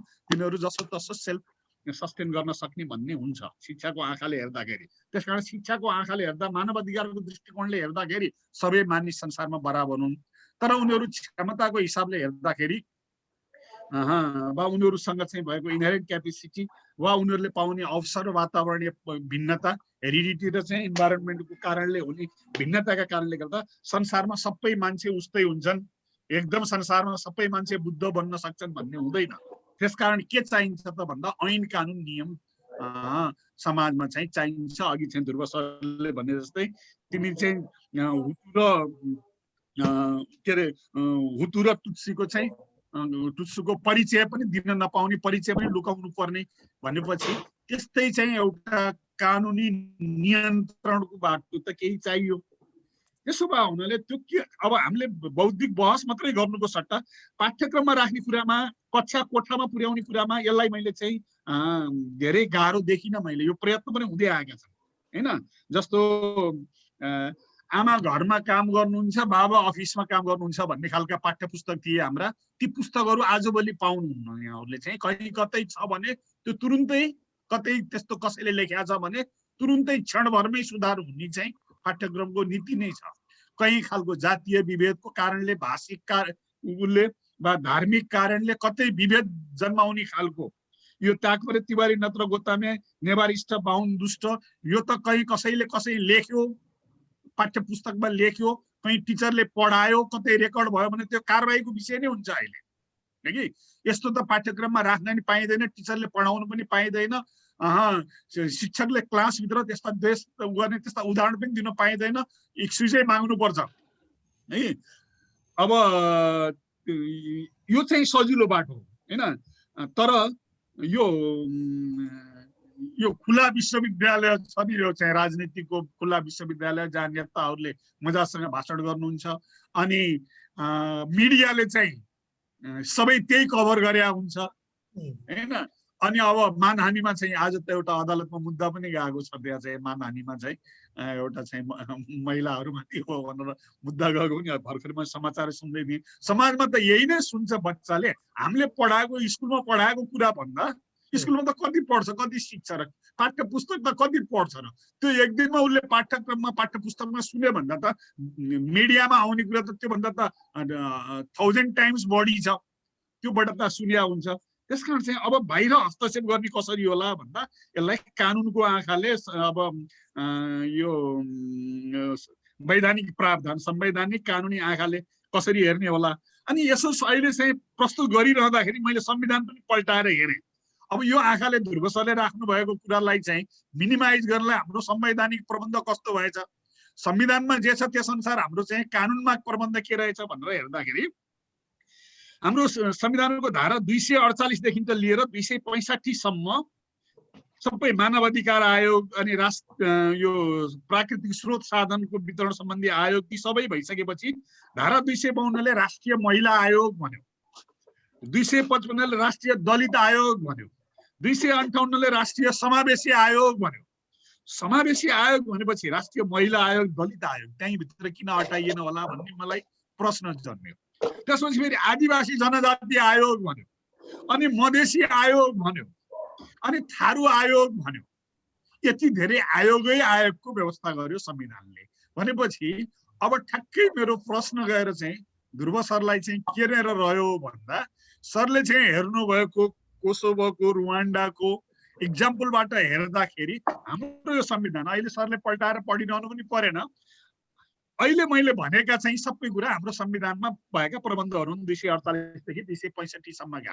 अब हाम्रो 12-13वटा आयोग मध्ये हामीसँग अरु त मानवाधिकार आयोग, प्राकृतिक स्रोत साधन वितरण आयोग त एकदमै राम्रो, स्यालुट। मैले यो संविधानको चाहिँ आलोचनात्मक टिप्पणी गरेर संविधान आउनुभन्दा पहिले पनि मैले राम्रोसँग सुझाव पेश गरेको हुँ, संविधान आइसकेपछि पनि मैले चाहिँ आलोचनात्मक टिप्पणी गरेका थिएँ यसलाई। यो संविधानलाई पास गरेको मैले 40 अङ्क आउँछ, यो अघि 100 मा 40 अङ्क आउँछ। यो चाहिँ जस्ट उत्तीर्ण मात्रै हुन्छ, ब्याक पेपर लाएर पास भएको संविधान हो यो। यो चाहिँ first division, second division, distinction केही पनि पाउँदैन भनेर लेख्या हो। मैले लेख्या चाहिँ त्यो मेरो किताबमा पनि छ, शिक्षाको आयाममा अहिले पनि त्यही छ। मैले यो 40% मात्रै दिएर पास गरेको संविधान हो। मैले यसलाई चाहिँ 10 वर्षसम्म चाहिँ पुनरावलोकन हुँदैन भनेको छ त्यहाँ फेरि धारा 265 मा। यी आयोगहरूको काम कारबाही कति राम्रो भयो कति नराम्रो भयो भन्ने कुरा 10 वर्षपछि पुनरावलोकन हुनेछ भनेको छ। त्यसो भइसकेपछि अब 10 वर्षसम्म त यसलाई चाहिँ बदल्न पनि नपाइने भयो। 10 वर्षपछि चाहिँ यी जनजाति आयोग, यी चाहिँ मधेसी आयोग, यी सबै आयोगहरू यसका अरू काम कारबाहीहरू तोके अनुसार हुनेछन् भनेर चाहिँ भनेको छ। अब हामीले ऐन नियम बनाउने ठाउँमा 10 वर्षपछि चाहिँ यो चाहिँ संविधानमा पुनरावलोकन हुने बेलामा सम्मको लागि अहिले हामीले विचार निर्माण गरिदिँदै जानुपर्ने भयो। हाम्रा बहसको चाहिँ रिजल्ट चाहिँ त्यस्तो हुन सक्यो भने आजदेखि उल्टा बहस छिर्दै गयौँ भने समाजमा विचार निर्माण गरिराख्यौँ भने हाम्रा कक्षा कोठामा पनि जाँदै गर्छन्, हाम्रा राजनीतिक कर्मीहरू पनि चाहिँ यो बहसमा भाग लिँदै जान्छन्, हाम्रा विद्यार्थीहरूले पनि पढ्दै जान्छन्। अनि 10 वर्षपछि चाहिँ यो संविधानमा चाहिँ हुनुपर्ने परिवर्तन र यो बीचमा हुने कानुनी परिवर्तनमा समेत कहाँ कहाँ इन्टरभेन्सन गर्न सक्छ भन्ने विषयमा चाहिँ हेर्यो भने बल्ल राम्रो हुने हो। अब त्यसो भए शिक्षाको बाटोबाट चाहिँ समाजमा द्वन्द्व निवारण गर्ने बाटो चाहिँ शिक्षकहरूलाई तालिमको चाहिँ सामग्रीमा राख्न सकिने भयो। यस विषयमा चाहिँ धेरै चिन्ता गर्नु पर्दैन, बडा सजिलोसँग सकिन्छ भन्ने म विश्वास दिलाउन चाहन्छु। मैले सक्ने भन्ने होइन, यो कसैले पनि शैक्षिक क्षेत्रमा काम गर्ने मान्छेले शिक्षा मन्त्रालयमा वा चाहिँ अब त्यो युनिभर्सिटीमा प्रभावित गर्न सकिने विषय भयो। यो तर्कका आधारमा प्रमाणित हुने कुरा भयो। यो अब अरू चाहिँ शिक्षकहरूलाई तालिम दिइसकेपछि विषयवस्तु किताब लेख्नेहरूले राम्रो लेख्नु भएको रहन्छ, त्यहाँ चाहिँ बुरा छ भने पनि शिक्षकले करेक्सन गर्न सक्ने भए। बाँकी रह्यो यो राजनीतिलाई चाहिँ तह लगाउन त हामीलाई त बडा गाह्रो हुन्छ। अब यो संवैधानिक र कानुनी प्रबन्धको लागि हाम्रो अहिलेको चाहिँ संविधानमा मैले भनेको यो चाहिँ मेरो आँखाले हेर्दा राष्ट्रिय समावेशी आयोग भनेर त्यसैभित्र आदिवासी जनजाति, मधेसी, थारू, अल्पसंख्यक, राष्ट्रिय महिला सबैलाई राखेर समाजमा हुने चाहिँ यो सबै खालका द्वन्द्वलाई न्यूनीकरण गर्नको लागि यसो गरेको भए राम्रो हुन्थ्यो। अब यसले यो संविधानले जातीय पहिचान आदि इत्यादि भन्ने सबै उसको चाहिँ सबै पार्टीहरूका घोषणा पत्रहरू, पार्टीका विधानहरूमा सबैमा त्यही छ। राजनीतिक दल सम्बन्धी हाम्रो चाहिँ संविधानमा चाहिँ पनि जुन उल्लेख छ त्यसले पनि चाहिँ आफ्नो विधानमा चाहिँ के राख्नुपर्ने छ भन्ने हुन्छ। अब राजनीतिक दलहरूलाई हामीले के भन्न सकिन्छ भन्दा राजनीतिक दलहरूको आफ्नो विधानमा यी यस्तो खालको कुरा चाहिँ अघि चाहिँ भने जस्तो बडा नेपालको परिस्थितिमा हेर्ने हो भने त्यो परिस्थिति चाहिँ नआउला भन्न कसरी सकिन्छ र न्यायाधीश अर्कै मुलुकको चाहिने, सुरक्षामा चाहिँ अर्कै मुलुकको चाहिने, कर्मचारी पनि अर्कै मुलुकको चाहिने बाटोमा हामी नेपालमा छैनौँ भनेर ग्यारेन्टी गर्न सकिने त छैन नि त अहिलेका द्वन्द्वका चाहिँ स्वरूपहरू हेर्दा त। त्यसो हुनाले हाम्रो संविधान अहिले हाम्रो चाहिँ राजनीतिको चरित्रलाई हेर्दाखेरि यो संविधानको विषयमा पनि सरको चाहिँ एउटा प्रतिक्रिया सुन्न मलाई रुचि लाग्यो ध्रुव सरबाट। धन्यवाद। हस्, म चाहिँ नि सुवर्णजी म रमाकान्त सरको उसमा राखौँ है। सरको राख्नुहोस्, त्यसपछि अनि लास्टमा धीरजीले राखेर कार्यक्रम क्लोजिङ गरौँ होला। यो सरले चाहिँ नि भनेको कुरा जुन आयोगको कुरा चाहिँ नि भन्नुभयो, अरू कुराहरू चाहिँ नि सँग त सरको कम्प्लिमेन्टको लागि चाहिँ नि धन्यवाद छ। चाहिँ नि एकदम भ्यालुएबल कुराहरू राख्नुभयो। मैले चाहिँ नि खास चाहिँ नि अहिले आयोगको बारेमा, ह्युमन राइट्सका आयोगहरूको बारेमा सरले राख्नु भएको बारेमा जुन प्रश्न उठाउनु भयो त्यो मेरो पनि प्रश्न चाहिँ मैले पटक पटक लेख्या पनि छु र यो चाहिँ नि ठिक भएन भन्ने कुरा संविधान बन्ने बेलामा मैले चाहिँ नि भने पनि थिएँ। चाहिँ मेरो धारणा चाहिँ छ यसले के गर्छ भन्दाखेरि वास्तवमा भन्ने हो भने ह्युमन राइट्स कमिसन जुन बन्यो यो अरू सबै दलित आयोग, जनजातीय आयोग, महिला आयोग, अब चाहिँ थारू आयोग, मधेसी आयोग, मुस्लिम आयोग भनेर जुन बनेका छन्, साथै समावेशी आयोग, त्यो सबैलाई समेट्न सक्ने समावेशी आयोग जुन बनेका छन्, यी सबै आयोगहरू चाहिँ ह्युमन राइट्सका चाहिँ क्षेत्रमा काम गर्ने यिनीहरूको म्यान्डेट छ र त्यही गर्छन्। उनीहरूले चाहिँ उस्तै म्यान्डेटहरू छन्। यसले चाहिँ के गर्छ भन्दाखेरि वास्तवमा हेर्दाखेरि आयोगको सङ्ख्या बढाएको छ र न्याय पाउने बेलामा न्याय कम गर्ने चाहिँ सम्भावना यसले देखिन्छ। म सरलाई एउटा उदाहरण सहित चाहिँ कुरा राख्छु। एकचोटि के भयो भने ललितपुर जिल्लाको प्युटार भन्ने ठाउँमा कल्ली बिक भन्नेलाई एउटा तामाङ महिलाले चाहिँ उनलाई बोक्सीको आरोपमा चाहिँ दिशा खुवाइछन्। त्यो चाहिँ एउटा केस आयो। त्यो बेलासम्म दलित आयोग र महिला आयोग चाहिँ कानुनको आधारमा आयोगहरू थिए। चाहिँ मानव अधिकार आयोग संवैधानिक आयोग थियो। त्यो बेलामा चाहिँ सबै मिलेर गएर एउटा चाहिँ रिपोर्ट चाहिँ पेश गरे, त्यसमा चाहिँ गरे। अब त्यो अहिले संवैधानिक आयोग सबै बराबरका भएका छन्। यदि त्यस्तो केस आयो भने एउटा चाहिँ तामाङ महिला, घिसिङ महिलाले कल्ली बिकलाई चाहिँ दिशा खुवाएको केसमा चाहिँ केस आयो भने त्यसको कार्यक्षेत्रमा अहिलेको नियम अनुसार चाहिँ मानव अधिकार आयोग आकर्षित हुन्छ, महिला आयोग आकर्षित हुन्छ, दलित आयोग आकर्षित हुन्छ अनि जनजातीय आयोग आकर्षित हुन्छ। जनजाति किनकि जनजाति महिला उनका पनि केही भनाइ होला। यी चारवटा आयोगले मिलेर सँगसँगै निरीक्षण त्यहाँ सुपरभिजन गरे, अनुगमन गरे भने सबैले सरकारलाई चाहिँ सिफारिस गर्न सक्छन्। उनीहरू सँगै मिलेर एउटै रिपोर्ट बनाउनु पर्ने कुनै जरुरी छैन, किनकि चाहिँ रिपोर्टमा विभेद पनि हुन सक्छ। यदि फरक फरक रिपोर्ट आयो भने एउटाले चाहिँ दलित आयोगले कल्ली बिकला ऊ भएको हो, अन्याय भएको हो भन्देला, घिसिङ चाहिँ नि एउटा जनजाति आयोगले घिसिङ महिलाले त्यति गरेको होइन भन्देला, मानव अधिकार आयोगले अर्को भन्देला, महिला आयोगले अर्को भन्देला। त्यसपछि त्यो चाहिँ नि सरकारलाई छुट्टा छुट्टा सिफारिस दियो भने सरकारले कसको सिफारिस मान्ने? सबै बराबरका चाहिँ नि आयोगहरू हुन्। त्यसकारण यो यसरी चाहिँ नि कन्फ्लिक्ट, रोल कन्फ्लिक्ट हुने गरेर चाहिँ काम नहुने भनेकै रोल कन्फ्लिक्ट हुने वातावरण बनाउनु नै चाहिँ वास्तवमा काम नहुने एउटा चाहिँ नि कारक बन्न सक्छ। अहिले त चाहिँ कुनै त्यस्ता केसहरू पर्न सक्छन्, त्यो बेलामा चाहिँ सिर्जना हुन सक्छ र चाहिँ केही पनि नहुन चाहिँ कसैलाई पनि केही नगर्ने अवस्था सिर्जना हुन सक्छ। र यस्ता आयोगहरू भनेका मानव अधिकार आयोगका संसारमा चाहिँ मानव अधिकार आयोगका विङका रूपमा चाहिँ बस्ने हुन्।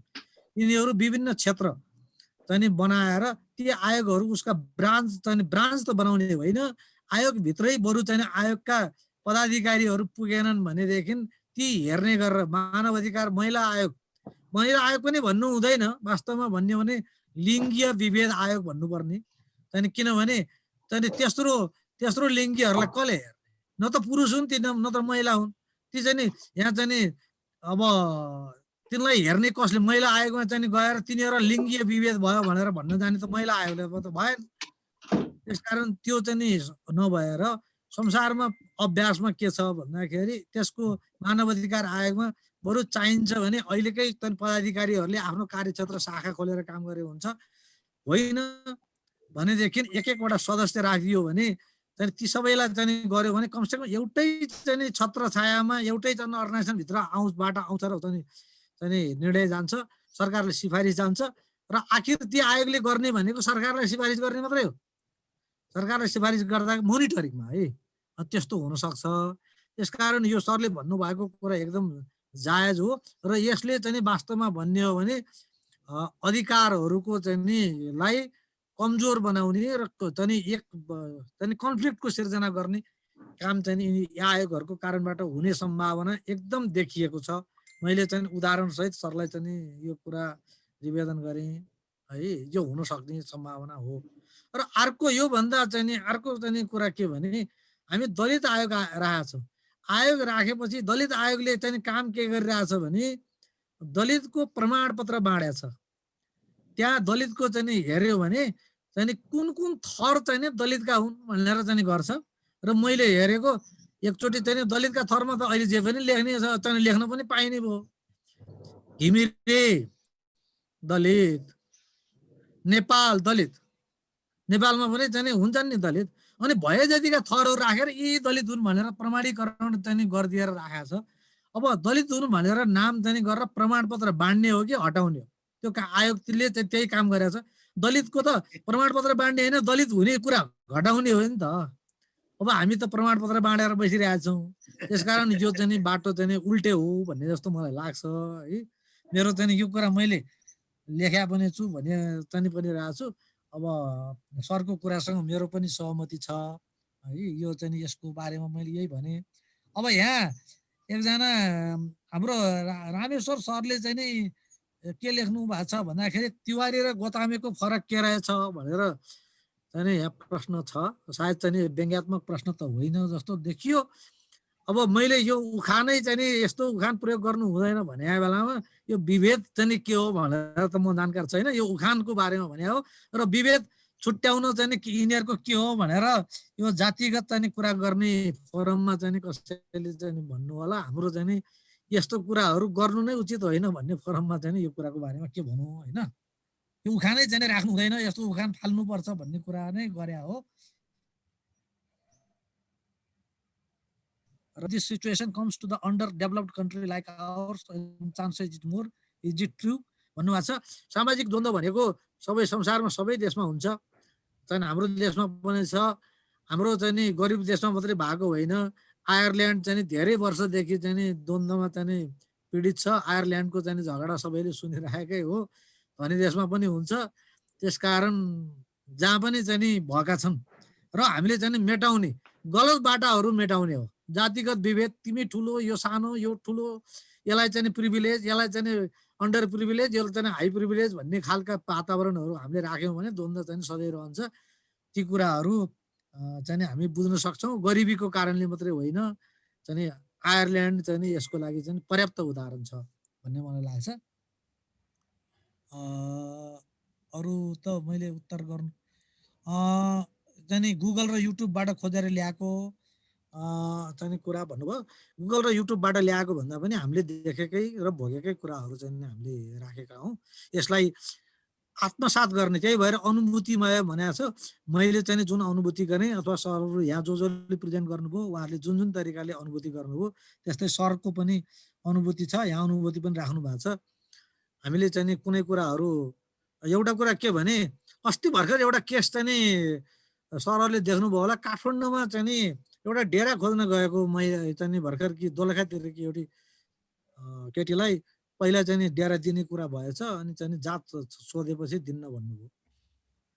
कसैको घरमा चाहिँ डेरा छैन भने नदिन चाहिँ नि छैन मेरो घरमा डेरा भन्न पाइन्छ, तर जात सोधेपछि चाहिँ दिन पाइन्न भन्ने कुरा त्यसमा आएको थियो। उहाँले उजुरी पनि हाल्नु भएको छ, सायद चाहिँ होला। त्यस्तै गरेर चाहिँ तिमीलाई यो हो भनेर नतोकिकन चाहिँ त्योबाट विभेद गर्न चाहिँ नि अलग बस्न पाइन्छ। सँगै बसिया बेलामा म चाहिँ नि आज चाहिँ चिया खान मन छैन भन्न पाइन्छ, तर तिमीले छोयौ मैले खान्न भन्न पाइन्न। त्यति मात्रै कुरा हो जस्तो लाग्छ। यस्ता कुराहरूले द्वन्द्व बढाउने भयो हुनाले हामीले यो कुरा गरे हो। एकातिर चाहिँ हाम्रा स्वतन्त्रताका कुरा छन्, कसैलाई चाहिँ नि घरभित्र पसाउने कि नपसाउने, उसले छोएको खाने कि नखाने भन्ने कुरा हाम्रो स्वतन्त्रताका कुरा छन्। तर अर्कालाई हट गर्ने गरेर गर्नुहुन्न भन्नेसम्म मात्रै कुरा हो जस्तो लाग्छ मलाई। सायद सबै साथीहरूले चाहिँ नि यहाँ जो हुनुहुन्छ, मैले साथी भनेको मान्यवर हुनुहुन्छ सबैजना, तर म चाहिँ यो फोरममा हामी सँगै छौँ, त्यसकारण मैले चाहिँ हाम्रो कलिगको हैसियतले साथी भने। र चाहिँ धेरै राम्रो चाहिँ नि आज कम्प्लिमेन्टहरू गरिदिनु भयो, आफ्नो चाहिँ धारणाहरू राख्नुभयो, यसको लागि म सबैलाई चाहिँ नि धन्यवाद ज्ञापन गर्छु। र एउटा चाहिँ मैले भन्न छुटेको कुरा, हाम्रो विष्णु सरले र सम्झनाजीले द्वन्द्व चाहिँ नि फाइदाजनक पनि छ, यो राखिएन, खालि यसको नेगेटिभ एस्पेक्ट मात्रै चाहिँ नि हाइलाइट गरियो भन्ने कुरा राख्नुभयो।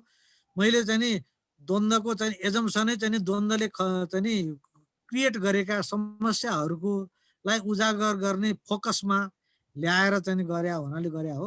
द्वन्द्व चाहिँ समाजमा हुन्छ, त्यो कहिले पनि मेटिँदैन र यसले फाइदा पनि गर्छ।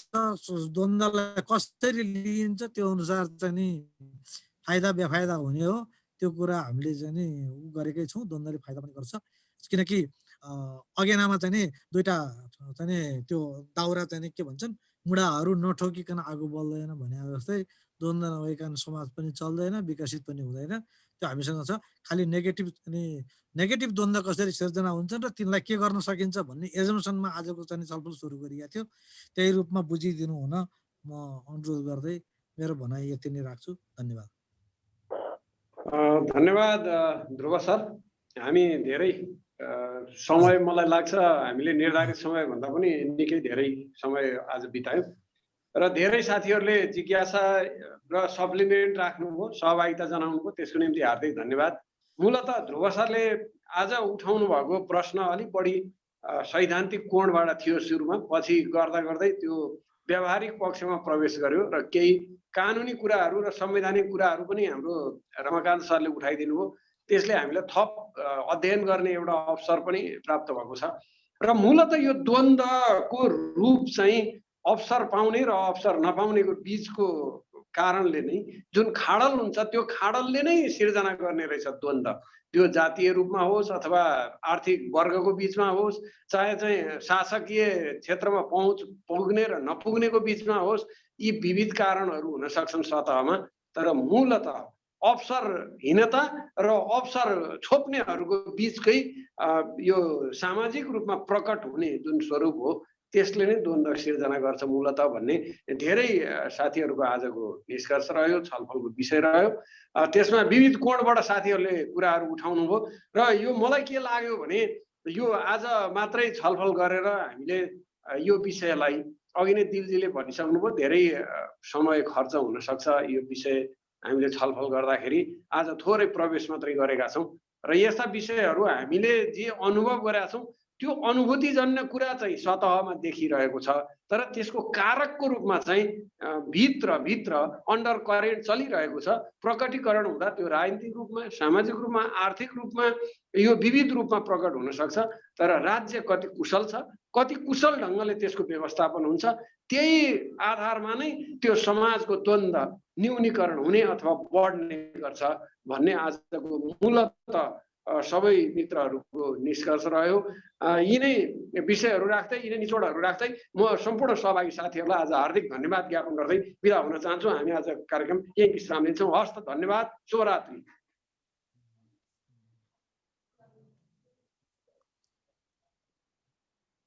शुभरात्रि। म चाहिँ नि आज एउटा मिटिङमा अन्तै भएको हुनाले चाहिँ नि ढिलो गरी मात्रै जोडिएँ है, सरी।